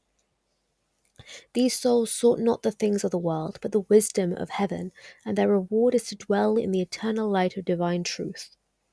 As I looked around, I saw a great golden ladder rising from the sphere of Saturn and stretching upward toward the higher heavens. On this ladder, the souls of the blessed ascended, moving toward the light of God with quiet grace and devotion. One of the souls descended the ladder and approached us. His face shone with a serene wisdom, and he looked at me with a gentle smile. He spoke, saying, O you who are still on the journey of life, welcome to the realm of the contemplatives. I am Peter Damien, and in life I lived a life of prayer and reflection, seeking to understand the will of God through quiet contemplation. I recognized the name, for Peter Damien had been a great theologian and a man of deep spirituality, whose writings had inspired many to seek the path of contemplation. Peter Damien continued, In life I turned away from the distractions of the world, and I sought the peace that comes from meditating on the mysteries of God. The life of contemplation is one of great joy, for it allows the soul to draw closer to the divine light, free from the noise and confusion of the world. But know this, contemplation is not a path for all, for each soul is called to a different way of serving God. Some are called to live lives of action, some to lives of prayer, but all are united in the love of God. As I listened to his words, I felt a deep sense of reverence for the souls who had chosen the life of contemplation, for their paths had been dedicated to seeking the wisdom and truth of the Creator. Peter Damien then looked upward, toward the great ladder that ascended into the higher heavens. He said, Behold the ladder that leads to the greater and highest realms of heaven. It is a symbol of the path that each soul must take to reach the fullness of the divine light. The higher you climb, the closer you come to the source of all wisdom, and the more your soul is filled with the love and truth of God. As I gazed at the ladder, I felt a deep longing to ascend it, for I knew that it led to the ultimate union with the divine. But Peter Damien continued, Though you may long to ascend, know that the path of contemplation is not for all, for each soul must follow the path that God has set for them, whether it be a life of action or of prayer, for all paths lead to the same goal, the love and light of God. I nodded, for I understood that the life of contemplation, though beautiful, was not the only way to serve God, and that each soul had its own unique calling. Beatrice, standing beside me, smiled and said, Dante, you see now the beauty of the contemplative life, but you also see that there are many paths to the love of God. Each soul must follow its own calling, and in doing so, they will find the peace that comes of fulfilling the will of the Creator. As she spoke, I felt a deep sense of peace, for I knew that my own journey was part of God's plan, and that the trials and struggles I faced were leading me closer to to the divine light. Peter Damien then blessed me, and with a serene smile, he ascended the golden ladder. moving toward the higher heavens, where the light of God shone ever more brightly. With that, Beatrice and I continued our ascent, rising higher to the next realm of paradise, where even greater mysteries would be revealed. Canto 22. As we continued our ascent, the light of heaven grew even brighter, and the air was filled with a sense of peace and joy that filled my soul to the infinite love, that lifted my soul toward the infinite love of God. Beatrice, her face glowing with the divine light, turned to me and said, Dante, you have seen the path of contemplation and the peace that comes from meditating on the mysteries of God. Now you will witness the joy of those who have risen even higher, closer to the source of all light and love. As we entered the next sphere, and as we did, I saw before me a sight of great beauty and wonder. The souls of the blessed, shining with the light of heaven, were gathered in a vast assembly, their faces radiant with joy and love. One of the souls, brighter than the rest, stepped forward and greeted me with a warm smile. He said, O souls still bound to the world below, welcome to the realm of the blessed, where the souls who have lived lives of faith, hope, and charity dwell in eternal joy. I am Benedict, and in life I founded the order that bears my name, an order dedicated to prayer, work, and the service of God. I recognized him at once, for Saint Benedict was known throughout the world as the founder of Western monasticism, and his rule had guided countless souls in their spiritual journeys. Benedict continued, In life I sought to create a path where the soul could draw closer to God through a balance of prayer and work, for it is through both action and contemplation that the soul grows in grace. The souls you see before you are those who, like me, sought to live lives of devotion, balancing the demands of the world with the desire to serve God in all things. They lived in monasteries, praying, working, and offering their lives as a testament to the love of God. As I listened to his words, I felt a deep sense of admiration for the souls who had chosen the monastic life, for their dedication to prayer and service had led them to the eternal joy of heaven. Benedict then spoke of the golden ladder that I had seen in the previous sphere, the ladder that rose from the realm of Saturn toward the higher heavens. He said, Behold the ladder of ascent, which symbolizes a path that each soul must take to draw closer to the light of God. It is through prayer, work, and devotion that the soul climbs this ladder, rising even higher toward the ultimate union with the divine. As he spoke, I felt a deep longing to ascend this ladder, for I knew that it led to the fullness of the love of God. But Benedict continued, Though the path of ascent is open to all, not all are called to the same life. Each soul must find its own way, guided by the love of God. Some are called to lives of contemplation, others to lives of action, but all lives, when followed in love, lead to the same goal, the eternal joy of heaven. I nodded, for I understood now that the ladder was not just a symbol of the contemplative life, but of the journey that all souls take as they seek to fulfill the will of God. Beatrice, standing beside me, smiled and said, Dante, you see now the beauty of the monastic life, but you also see that there are many ways to serve God. Each soul must find its own calling, and in doing so, they will ascend the ladder of grace, drawing ever closer to the heart of God. Her words filled me with peace, for I knew that my own journey, though different from the lives of the monks, was still part of God's plan, and that through my trials I was being drawn closer to the divine light. Benedict then blessed me, and with a serene smile, he ascended the golden ladder, moving toward the higher heavens, where the light of God shone ever more brightly. As he ascended, I heard his voice echoing through the heavens, praising the glory of God and the eternal joy that comes from living a life of love and devotion. With that, Beatrice and I rose higher, leaving behind the sphere of Saturn, and moving toward the next realm of paradise, where even greater truths would be revealed. Canto 23. Even as a bird, resting among her beloved nestlings, gazes intently at them, while waiting for the dawn to break, longing to see the light that brings them warmth and life, so too did Beatrice gaze upward, her eyes fixed on the glory of heaven. Her radiant smile filled me with joy, and I knew that something wondrous was about to unfold. Suddenly, from the highest heavens, a great light descended, brighter than any sun, and the whole of paradise was filled with its radiance.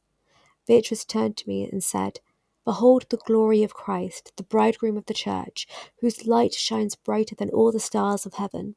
Now, Dante, you will witness the fullness of the divine glory, for the time has come for you to see the triumph of the Redeemer. As I gazed upon the brilliant light, I felt my soul lifted by the power of divine love, and I longed to draw closer to the source of this radiant joy. The light grew brighter still, and within it I saw the image of Christ, shining with the glory of the resurrection.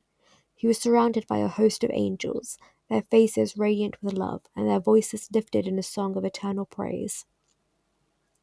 The angels circled around Christ, singing a hymn so beautiful that no words could describe it. Their voices filled the heavens with a joy so profound that it seemed to echo through all creation. Beatrice, her face aglow with divine light, looked at me and said, "Now, Dante, you see the glory of the Redeemer who gave his life for the salvation of the world. It is the triumph of love for through his sacrifice all souls are drawn to the eternal light of God." As I gazed upon the image of Christ, I felt my heart overflow with love, for I knew that his sacrifice had opened the gates of heaven for all who seek the love of God. The angels continued their hymn of praise, their voices rising ever higher, filling the air with joy and peace. Then, from the midst of the angelic host, a voice spoke, and I recognized it as the voice of Mary, the Queen of Heaven, whose love for her Son shone like the brightest star. She said, "Blessed are you, Dante, for you have been granted the grace to see the glory of the Redeemer. Through his love all things are made new, and the light of heaven shines upon all who follow his path." At her words, I felt a deep sense of reverence and awe, for I knew that I was witnessing the fulfillment of the divine plan for the salvation of the world. Beatrice, standing beside me, smiled and said, "Dante, you see now the fullness of God's love, for it is through Christ that all souls are brought to the eternal light of heaven. His sacrifice is the ultimate expression of divine love, and through him all things are made whole." I nodded, for I understood that the glory of Christ was the source of all joy and peace, and that his love was the foundation of the entire universe.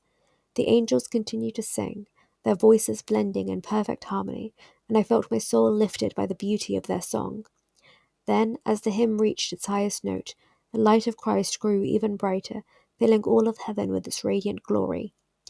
I could feel the presence of God in every part of my being, and I knew that I was standing in the very heart of divine love. Beatrice turned to me once more and said, "Dante, this is the eternal joy, the ultimate joy, the joy of being united with the love of God. This is the joy that awaits all souls who seek the light of heaven, and it is a joy that knows no end." With that, we rose higher still, leaving behind the vision of Christ's triumph and moving toward the highest realms of paradise, where the mysteries of God's love would be revealed in their fullest glory.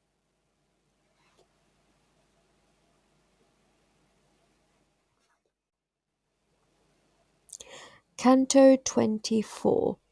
As the radiant light of Christ's glory began to fade into the higher heavens, I turned my gaze toward Beatrice, her face still glowing with the divine brilliance that had filled the sphere around us.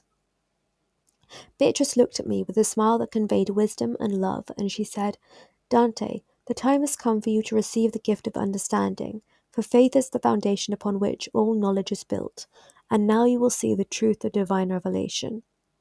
As she spoke, I saw a great light descend from the highest realms of heaven. It moved with a grace and beauty that filled my heart with awe, and I knew that it was the presence of one of the greatest of the apostles. The light grew brighter, and from within it I saw the form of St. Peter, the prince of the apostles, whose faith had been the rock upon which the church was built. His face shone with the light of divine wisdom, and his voice was filled with both authority and kindness as he addressed me. "O soul, who seeks the truth of heaven, you have been granted the grace to stand before the presence of the blessed in paradise, and now you will be tested in your faith, for it is through faith that the soul ascends to the light of God. Tell me, what is faith, and how do you understand its role in the journey towards salvation?" His voice was gentle, but I knew that the question he posed was one of great significance, for it would reveal the depth of my understanding of the divine truths. I gathered my thoughts and responded, "Faith is the assurance of things hoped for, the conviction of things not seen. It is the light that guides the soul toward the truth of God. even when the eyes of the body cannot perceive it.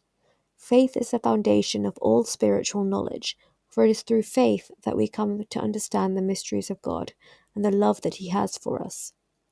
As I spoke, I felt the light of St. Peter's presence grow even brighter, and I could sense his approval of my answer. He then spoke again, his voice filled with wisdom.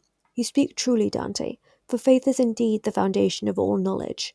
It is through faith that we believe in the truths revealed by God, and it is through faith that we are led to the light of salvation.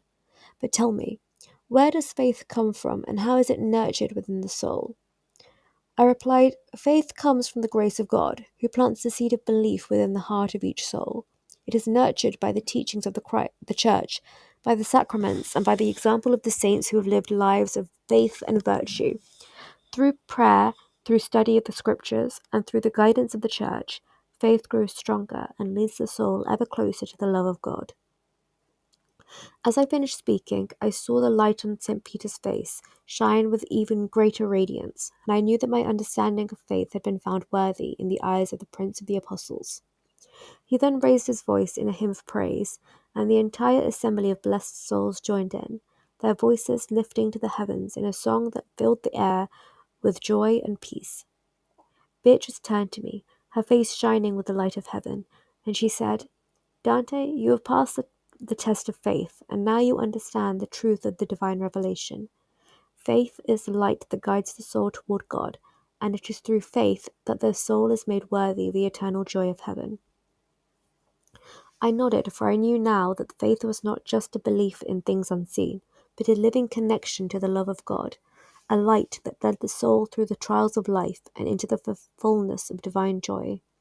St. Peter, standing before me, blessed me with his radiant presence, and his voice, filled with the authority of heaven, spoke words of encouragement and love.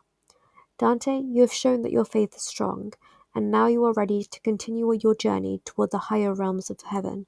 Go forth, and let the light of faith guide you ever upward toward the ultimate union with the love of God." With those words, he ascended back towards the highest heavens, and the light of his presence shone like a brilliant star in the infinite sky of heaven. Beatrice, her face still radiant with joy, smiled at me and said, "Now, Dante, you will see even greater truths. The journey of faith that leads ever upward toward the ultimate vision of God's love and wisdom." With that, we rose higher, leaving behind the sphere of St. Peter's presence, and moving toward the next realm of paradise, where the fullness of divine love would be revealed. Canto 25.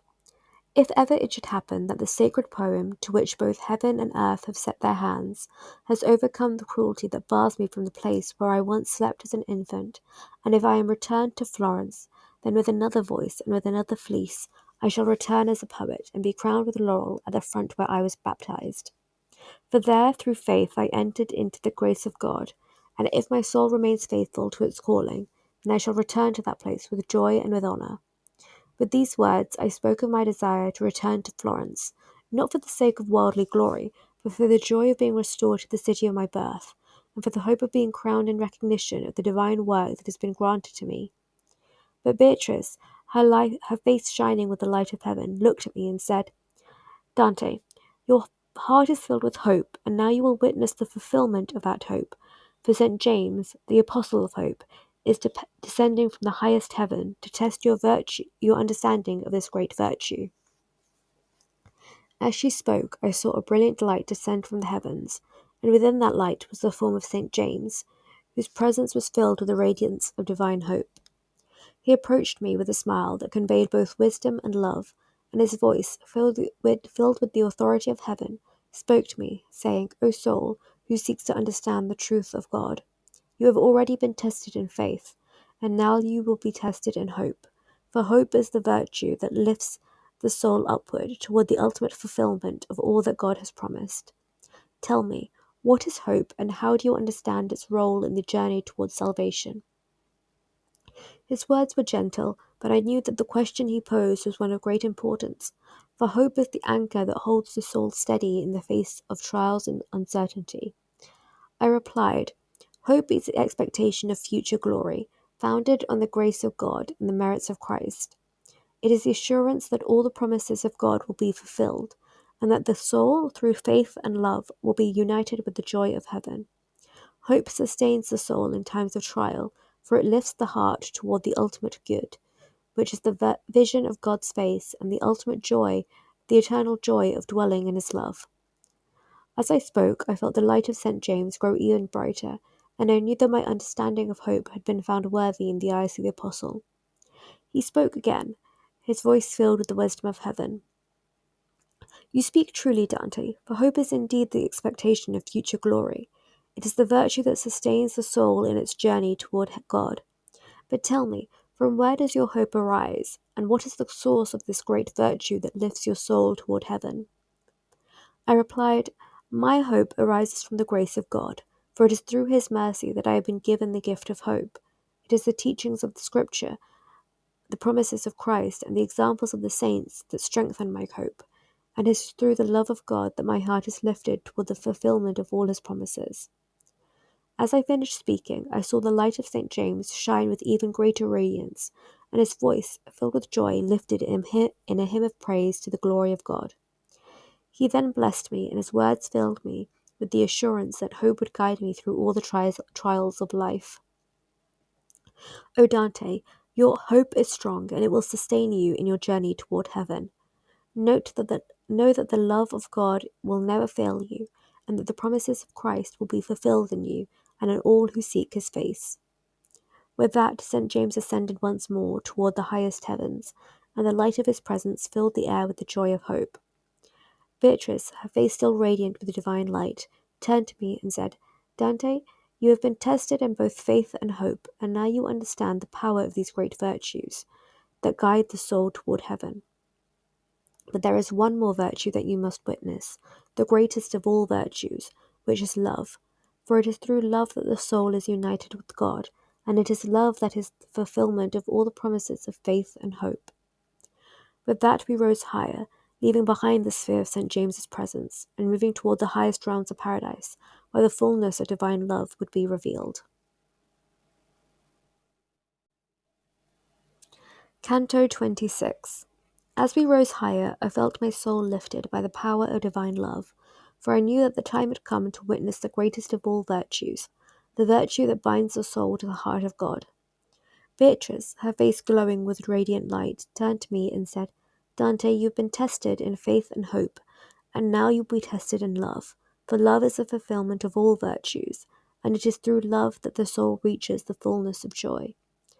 As she spoke, I saw a brilliant light descend from the highest heavens, even more radiant than those I had seen before. Within that light I saw the form of St. John, the beloved disciple of Christ, who had been called the Apostle of Love for his deep understanding of the love of God. His presence filled the air with a sense of peace and joy, and his voice, filled with both authority and kindness, spoke to me, saying, O soul, who seeks the truth of heaven, you have already been tested in faith and hope, and now you will be tested in love. For love is the greatest of all virtues, and it is through love that the soul is united with God. Tell me, what is love, and how do you understand its role in the journey toward salvation? His words were gentle, but I knew that the question he posed was one of great significance, for love is the very foundation of the divine order. I replied, Love is the bond that unites the soul with God. It is the desire for the ultimate good, which is the vision of God's face and the eternal joy of dwelling in his presence. Love is not selfish or possessive, but selfless and giving, for it seeks not its own gain, but the good of others and the glory of God. And it is through love that the soul is perfected, through love that all virtues find their fulfillment. As I spoke, I felt the light of St. John grow even brighter, and I knew that my understanding of love had been found worthy in the eyes of the apostle. He then spoke again, his voice filled with divine wisdom. You speak truly, Dante, for love is indeed the bond that unites the soul with God. It is the source of all goodness and joy, and it is through love that the soul is drawn toward the eternal light of heaven. But tell me, where does love come from, and how is it nurtured within the heart of the soul? I replied, Love comes from the grace of God, for it is he who plants the seed of love within the heart of each soul. It is nurtured by the teachings of the Church, by the sacraments, by the examples of Christ, who showed us the fullness of love through his life, death, and resurrection. Through prayer, through acts of charity, and through the love of God that flows within us, love grows stronger and leads the soul ever closer to the ultimate union with the divine.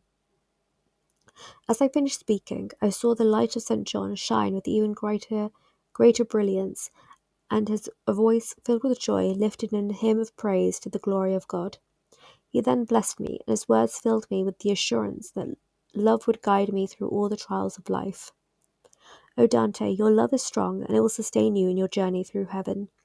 Know that the love of God will never fail you, and that through love you will find the ultimate fulfillment of all that God has promised. With that, St. John ascended once more toward the highest heavens, and the light of his presence filled the air with the joy of love. Beatrice, her face still radiant with the divine love, turned to me and said, Dante, you have been tested in the three greatest virtues, faith, hope, and love, and now you understand that it is through these virtues that the soul is drawn toward the fullness of divine joy. But know this, love is the greatest of all virtues, for it is through love that the soul is united with God, and it is love that is the fulfillment of all the promises of faith and hope. With these words, I felt my heart swell with joy, for I knew that love was the guiding force behind all of creation, and that it was through love that the soul reached the ultimate union with the divine. Beatrice then smiled at me, her face glowing with the light of heaven, and she said, Now, Dante, you will witness the greatest of all visions, the vision of the divine essence itself, the ultimate truth and love that governs all of heaven and earth. With that, we rose higher, leaving behind the sphere of St. John's presence, and moving toward the highest realms of paradise, where the fullness of divine love would be revealed. Canto 27. The heavens blazed with light, and the song of the blessed souls grew louder, as Beatrice and I ascended higher, drawn ever closer to the source of all joy and love. As we rose, the brilliance of heaven intensified, and I felt my soul being lifted toward the divine truth that lay beyond the reach of human understanding. Beatrice, her face radiant with love and wisdom, turned to me and said, Dante, we are approaching the highest realms of paradise, where the vision of God's essence will be revealed in its truthfulness. Prepare your heart, for what you are about to witness is beyond anything you have ever known. As she spoke, I saw a great light descend from the highest heaven, and within that light I recognized the presence of St. Peter, whose face shone with the glory of divine wisdom and authority. He approached us, and his voice, filled with both love and severity, addressed me, saying, O soul, who has been granted the grace to ascend through the heavens, I now speak to you of the state of the Church on earth, for my heart is filled with sorrow at the corruption and greed that have taken hold of the institution that was entrusted to my care. The Church, which was founded upon the teachings of Christ and built on the rock of the faith, has become a place of avarice and ambition. Its leaders, instead of seeking the glory of God, have sought the riches of the world, and their hearts have been turned away from the true path. As I listened to his words, I felt a deep sense of sorrow, for I knew the truth of what he spoke. The Church, which had been established to guide souls toward salvation, had fallen into corruption, and many of its leaders had strayed from the light of God. St. Peter continued, Those who continue to wear the mantle of authority in the Church have become consumed by the pursuit of power and wealth. They have forgotten the teachings of Christ, and they have turned the house of God into a marketplace where the souls of the faithful are bought and sold like commodities. But know this, the justice of God will not be delayed forever. The time will come when those who have corrupted the Church will be judged, and the true light of faith will be restored. His voice, though filled with sorrow, also carried a tone of hope, for I knew that the justice of heaven would ultimately prevail. Beatrice, standing beside me, looked at me with a serene expression, and said, Dante, you see now the state of the Church on earth, but do not lose heart, for the love of God is stronger than any corruption, and his light will always shine through the darkness. The trials you witness are part of the divine plan, and through them the Church will be purified, and its true mission will be restored. I nodded, for I understood that the struggles of the Church were not an end, but a part of the greater process of purification and renewal. St. Peter then raised his voice in a hymn of praise to God, and the entire host of heaven joined in the song. their voices lifting to the highest heavens, praising the glory of the Creator, and the ultimate triumph of divine love. As the hymn reached its highest note, I felt my soul lifted by the power of the voices around me, and I knew that the love of God was the force that sustained all of creation, guiding it toward the ultimate fulfillment of His divine plan. Beatrice then spoke again, her voice filled with wisdom and love. Dante, you have seen the corruption of the Church, but you have also seen the hope of its redemption. Now, as we rise even higher, you will witness the ultimate vision, the vision of God's essence, the source of all light and love. With those words, we ascended higher, moving toward the very heart of heaven, where the mysteries of divine love would be revealed in their fullest glory.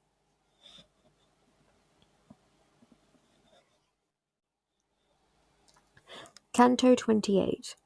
As we ascended higher, I felt the light of heaven grow even more radiant, and my soul was filled with an ever-deepening sense of peace and joy.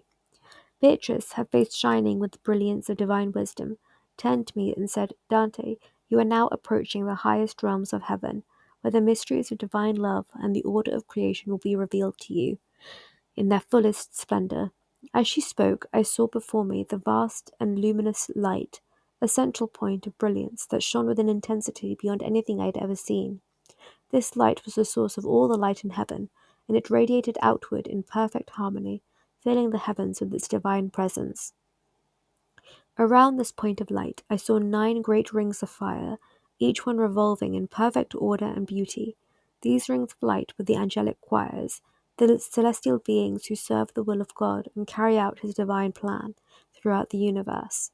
The rings spun with incredible speed, yet their movements were perfectly coordinated, each one aligned with the divine will that guided them, and I knew that these were the angels, the pure spirits who dwell in the presence of God, and who, through their love and obedience, sustain the harmony of the cosmos.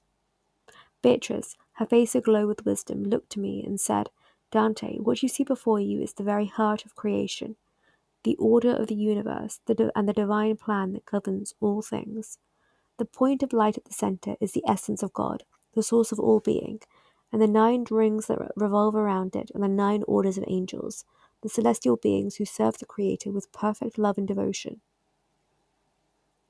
As I gazed upon the brilliant point of light, I felt my soul drawn toward it, for I knew that it was the source of all life, all truth, and all love. Beatrice continued, the 9 orders of angels are divided into 3 hierarchies, each one closer to the divine light than the last. The innermost rings are the seraphim, cherubim, and thrones, who dwell in the closest proximity to the divine essence, and who are consumed by the fire of God's love. The middle rings are the dominions, virtues, and powers, who govern the forces of the universe and ensure that the divine will is carried out in all things. The outermost rings are the principalities, archangels, and angels, who act as messengers of God, carrying His word to the world of men and guiding the souls of the faithful toward the light of heaven. As I listened to her words, I felt a deep sense of awe at the beauty and harmony of the divine order. Each angelic choir, each celestial being had its place in the great design, and all were united in their love and service to the Creator. Beatrice then turned to me with a gentle smile and said, Dante, you see now the perfection of the divine plan, for all of creation is ordered according to God's will, and each part of the universe exists to serve His purpose. I nodded, for I understood that the beauty and harmony of the cosmos were a reflection of the divine love that sustained all things. As I gazed at the rings of angels, revolving around the brilliant point of light, I felt my heart swell with love, for I knew that the love of God was the force that held the universe together, guiding all things toward their ultimate fulfillment in Him. Beatrice then spoke again, her voice filled with wisdom. Dante, the point of light you see before you is the source of all being, the essence of God Himself. It is from this point that all things flow, and it is to this point that all things return. The angels who dwell in the closest proximity to the divine light are consumed by the fire of God's love, and their every movement, their every thought is directed toward the fulfillment of His will. As I listened to her words, I felt a deep sense of peace, for I knew that the order of the universe was governed by the love of God, and that all things, even the smallest parts of creation, had their place in His divine plan. Beatrice smiled at me, her face radiant with joy, and said, "Now, Dante, you have witnessed the heart of creation, and you understand that all things are ordered according to the will of God.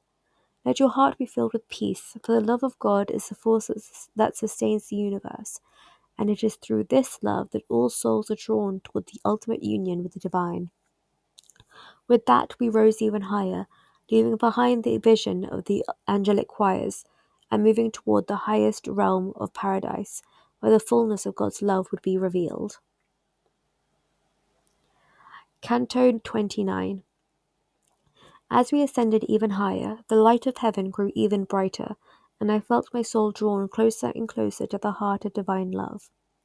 Beatrice, her face radiant with wisdom and joy, turned to me and said, "Dante, now that you have seen the order of the universe and the harmony of the angelic choirs, it is time for you to understand the deeper mysteries of creation and divine providence."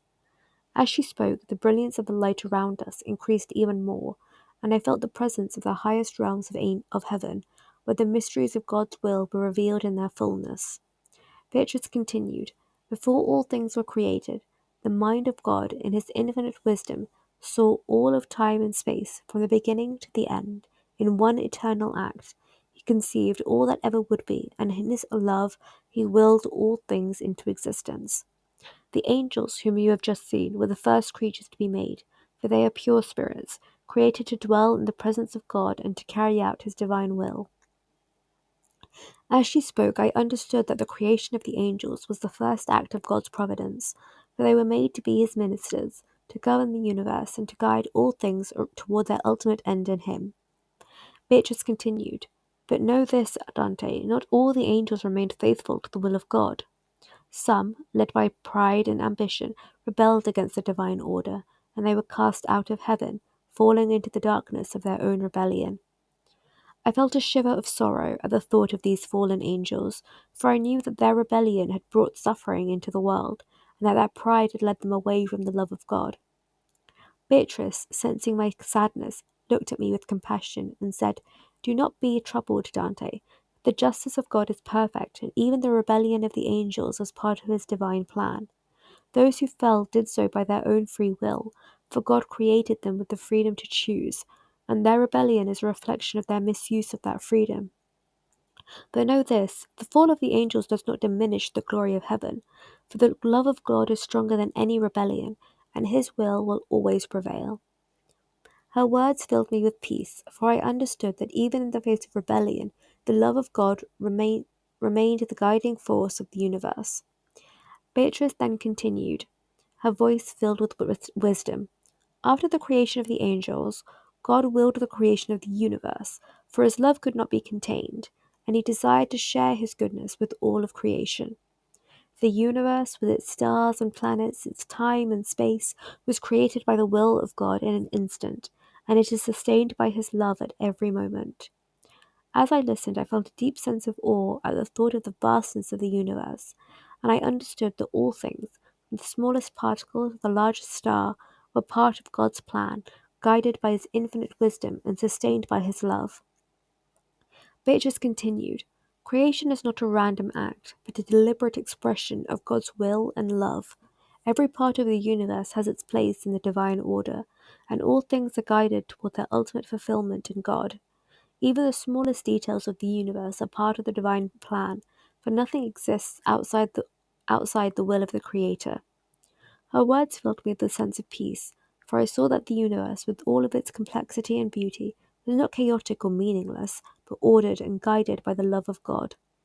Beatrice then looked at me with a gentle smile and said, "Dante, you see now that all of creation is a reflection of God's love. The angels, the stars, the planets, and all living things are part of the divine plan, and they are sustained by the love that flows from the heart of God.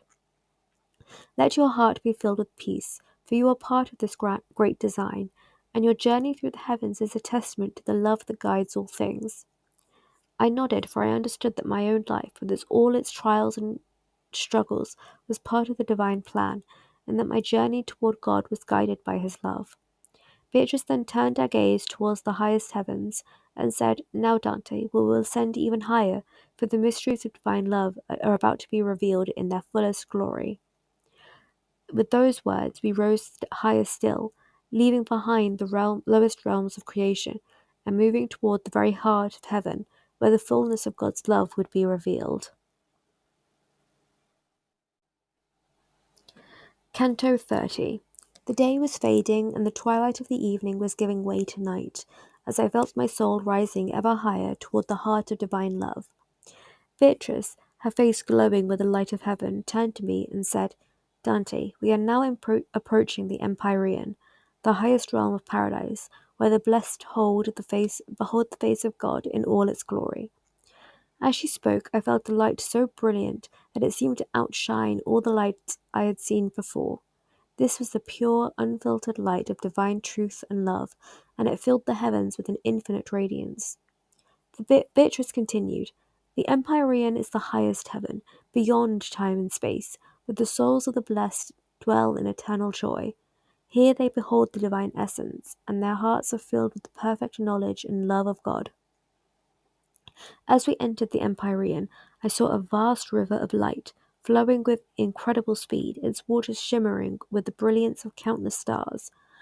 The river was pure and clear, and within its flowing current I could see the souls of the blessed, their faces shining with divine joy, as they moved in perfect harmony with the flow of God's love.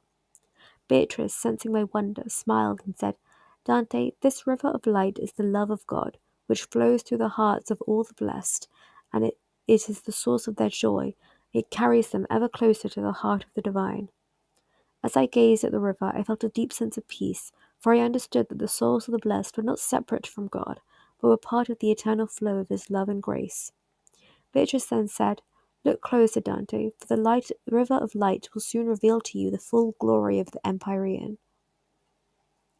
As I focused my gaze on the river, I saw that the light within it began to grow even brighter, and the souls within the current transformed into radiant sparks of fire, each one shining with a unique brilliance that reflected the love of God. The river of light then transformed into a great circle, a celestial rose with the petals of light extending outward in all directions. The souls of the blessed were seated within the petals of this rose, each one shining with the glory of divine love. At the center of the rose I saw the most brilliant light of all, the source of all light and love, the very essence of God Himself. This light was so pure and radiant that no words could describe it, for it was the fullness of divine truth, love, and beauty. Beatrice, her face glowing with divine joy, turned to me and said, Dante, this is the ultimate vision, the vision of God's essence, and the source of all being, and the fulfillment of all desire. The souls of the blessed, seated within the petals of this celestial rose, behold the face of God, and their hearts are filled with the perfect joy of heaven. This is the true paradise, the eternal union with God, where the soul finds its rest and its fulfillment in the love that flows from the heart of the Creator. I gazed upon the celestial rose, and I felt my heart swell with joy, for I knew that this was the ultimate goal of all creation, the union of the soul with God, the source of all love and truth. Beatrice then said, Now, Dante, you will behold the greatest of all the blessed, Mary, the Queen of Heaven, whose love and devotion to God have made her the most exalted of all the saints. As she spoke, I saw a radiant light descend from the highest realms of heaven, and within that light I beheld the form of Mary, her face shining with a beauty that surpassed all other lights. The entire host of heaven rose in unison to greet her, their voices lifting in a hymn of praise, celebrating her perfect love and faithfulness. The celestial rose bloomed even brighter in her presence, and the souls of the blessed rejoiced in her glory. Beatrice, her voice filled with reverence, said, Mary, the Mother of Christ, is the perfect example of love and devotion. Her soul is united with God in a way that no other soul can be, for she gave herself completely to His will and was chosen to bear the Saviour of the world. As I gazed upon Mary's radiant face, I felt my heart overflow with love and joy, for I understood that she was the greatest of all the saints, and that her love for God was the purest expression of divine love in human form. Beatrice then said, Now, Dante, you have seen the ultimate vision of paradise. You have beheld the face of God and the glory of the blessed. Let your heart be filled with peace, for you have reached the end of your journey, and the love of God will be with you always. With those words, I felt my soul lifted to the highest realms of heaven, where the fullness of God's love and the truth were revealed to me in all their glory. Canto 31. The vision of the celestial rose still filled my heart with joy, and as I gazed upon the radiant souls seated within its luminous petals, I felt my soul lifted higher, drawn ever closer to the source of all light and love. Beatrice, her face aglow with divine radiance, turned to me and said, Dante, you are now at the threshold of the ultimate vision, the vision of the divine essence itself. The souls you see before you are those who, through their love and faith, have been united with God in the fullness of His glory. But now it is time for me to leave you, for your journey is almost complete, and another will guide you to the final vision. As she spoke, I felt a deep sense of sorrow, though Beatrice had been my guide and companion throughout my journey, and the thought of parting from her filled my heart with sadness. But Beatrice, sensing my sorrow, smiled at me with a look of compassion and love. Do not be sad, Dante, she said, for my part in your journey is done, and you have learned all the things that you need to know from me. You will be guided by another, by Saint Bernard, whose love and devotion to Mary and to the divine will help you reach the final vision. As she spoke, I saw a radiant figure approach, his face shining with a serene wisdom and a deep love for God. It was Saint Bernard, the great contemplative and mystic who had written so beautifully of the love of God and the Virgin Mary. He greeted me with a gentle smile, and his voice was filled with kindness as he said, O soul, who has travelled so far in the search of the truth of God, behold the final steps of your journey. You have seen the glory of heaven, and now you will witness the greatest of all visions, the vision of the divine essence itself. I nodded, for I knew that the moment of ultimate fulfillment was near, and my heart swelled with both anticipation and reverence. Saint Bernard then led me closer to the heart of the celestial rose, and as we approached, I saw that the souls of the blessed were all turned toward the centre, their eyes fixed on a single point of light, so brilliant and pure that it seemed to contain the very essence of all truth and love. This point of light was the presence of God, the source of all being and the fulfillment of all desire. As I gazed upon this divine light, I felt my soul overwhelmed by the intensity of its radiance, for it was the purest expression of God's infinite love and wisdom.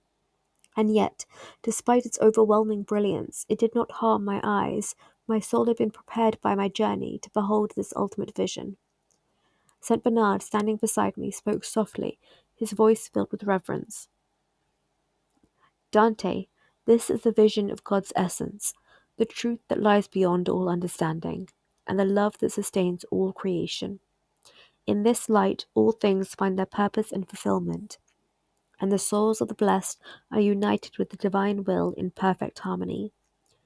As I listened to his words, I felt my heart swell with joy, for I knew that this was the ultimate goal of all creation, to be united with God in the fullness of his love. Saint Bernard then turned his gaze towards the highest point on the celestial rose, where the Virgin Mary sat enthroned in glory, her face radiant with a love so pure and perfect that it reflected the very essence of God's love for all creation. He lifted his voice in a prayer, a hymn of praise and devotion to the Queen of Heaven. O Mary, Mother of divine grace, full of love and compassion, we turn to you in this moment of fulfillment, for you are the greatest of all the blessed, and through your love and faithfulness you have brought the Saviour into the world. Intercede for us, O Queen of Heaven, and grant that we may behold the fullness of God's glory, just as you now dwell in his eternal light. As Saint Bernard prayed, I felt the presence of Mary draw nearer, and her love and grace filled the entire celestial rose with an even greater radiance. The souls of the blessed joined in the hymn of praise, and their voices rose in perfect harmony, filling the heavens with joy and peace. Beatrice, though she had moved aside to allow Saint Bernard to guide me, still smiled at me with a love that filled my heart with gratitude. Her role in my journey had ended, but her presence remained, a reminder of the divine love that had guided me through the realms of heaven. Saint Bernard, his prayer to Mary complete, turned to me once more and said, Dante, now you are ready to behold the final vision, the vision of God himself in all his glory and love. Let your heart be open, and let your soul be filled with the light of divine truth, for you are about to witness the greatest mystery of all. With these words, I felt my soul lifted even higher, drawn toward the heart of the celestial rose, where the fullness of God's essence was revealed in all its glory.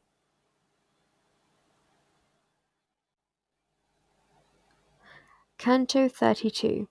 The radiant vision of the celestial rose still filled my heart with joy, and as I gazed upon its luminous petals, I saw the souls of the blessed seated in their eternal places, each one shining with the light of divine love. Saint Bernard, standing beside me, turned his gaze towards the highest part of the rose, where the Virgin Mary sat enthroned in all her glory. Her radiance was beyond words, and her love and grace filled the entire rose with even greater brilliance. Saint Bernard, his voice filled with reverence, spoke to me, saying, "Dante, behold the Queen of Heaven, the Mother of Christ, whose love and faithfulness have made her the most exalted of all the blessed. She is seated at the highest part of the celestial rose, for her soul is united with God in a way that no other soul can be, and her love for God is the purest expression of divine grace." As I gazed upon Mary's radiant face, I felt my heart swell with love and devotion, for I understood that she was the greatest of all the saints, and that her role in the divine plan was the most essential and sacred. Saint Bernard continued, "Now, Dante, I will show you the order of the blessed within this celestial rose, for each soul here is seated according to their love for God and the grace they received in life." He pointed at the center of the rose, where I saw the souls of the children, those who had died before they had the chance to commit sin, but who were saved by the grace of God. Their faces shone with innocence and joy, and they were seated closest to the divine light. "These are the souls of the little ones," St. Bernard said, "who were taken from the world before they could experience its trials. They are here by the grace of God, and their purity allows them to behold His glory in its fullness." As I looked upon the innocent faces of these children, I felt a deep sense of peace, for I knew that their souls were united with God in perfect love. Saint Bernard then pointed to the souls seated higher in the rose, and he said, "These are the souls of the saints, those who, through their love and faith, lived lives of devotion to God. They are seated here in the celestial rose, each according to their merit, and they behold the face of God with a joy that knows no end." I saw the faces of many great saints, each one shining with the light of heaven, their hearts filled with the joy of being in the presence of God. I recognized some of them, the apostles, the martyrs, and the holy men and women who had lived lives of sacrifice and service. Saint Bernard continued, "The souls of the blessed are seated in this rose in perfect order, for they reflect the divine will, and their place in heaven is determined by the love they showed for God during their lives on earth." As I gazed upon the celestial rose, I saw that its beauty was beyond anything I could have imagined. Each soul, each radiant petal, was part of the divine order, and the love of God filled every part of this heavenly garden. Saint Bernard then turned his gaze back to the highest part of the rose, where Mary sat enthroned in glory, and surrounded by the host of angels who praised her with hymns of joy. He said, "Now, Dante, you will see the greatest of all the blessed, for beside the Virgin Mary sit the souls of Adam and the patriarchs, the saints of the Old Covenant, who, through their faith in God, were saved and brought into the glory of heaven." I saw Adam, the first man, seated beside Mary, his face radiant with the love of God. He was surrounded by the patriarchs, Abraham, Moses, Noah, and the other great figures of the Old Testament, whose faith had made them righteous in the eyes of God. Saint Bernard spoke with reverence. "These are the fathers of the faith, those who lived before the coming of Christ, but who, through their trust in God, were granted a place in heaven. They are seated here in the highest part of the rose, for their faith and devotion prepared the way for the coming of the Saviour." As I looked upon the faces of these holy ones, I felt a deep sense of gratitude, for I knew that their faith had paved the way for the salvation of the world, and that their love for God had brought them into the fullness of His glory. Saint Bernard then turned his gaze back to me and said, "Dante, you have now seen the order of the blessed within this celestial rose, and you understand that their place in heaven is a reflection of their love for God and the grace they received in life. But now it is time for you to witness the ultimate vision, the vision of the divine essence itself, the source of all love and truth." With these words, I felt my soul lifted even higher, drawn toward the heart of the celestial rose, where the fullness of God's essence would be revealed. Canto 33. O Virgin Mother, daughter of your Son, humbler and loftier than any creature, fixed goal decreed from all eternity, You are the one who gave to human nature such nobility that its creator did not disdain his being made its creature. The love that it was enkindled in your womb by your warm peace has rendered this flower's peace eternal, as it radiates through all time. Here you are to us the noonday torch of charity, and down below among mortal men you are a living spring of hope. Lady, you are so great, so powerful, that whoever desires grace but does not turn to you seeks to fly without wings. Your loving kindness does not only come to those who seek it, but many times it freely anticipates the request. In you, mercy, pity, and magnificence are found. In you, all that is good in creatures is summed up. St. Bernard was offering this prayer to the Virgin Mary, pleading for her grace to help me behold the final vision, the divine essence itself. As he spoke these words of praise, I felt my heart swell with love and devotion for the Queen of Heavens, whose faithfulness and grace had made her the greatest of all the blessed.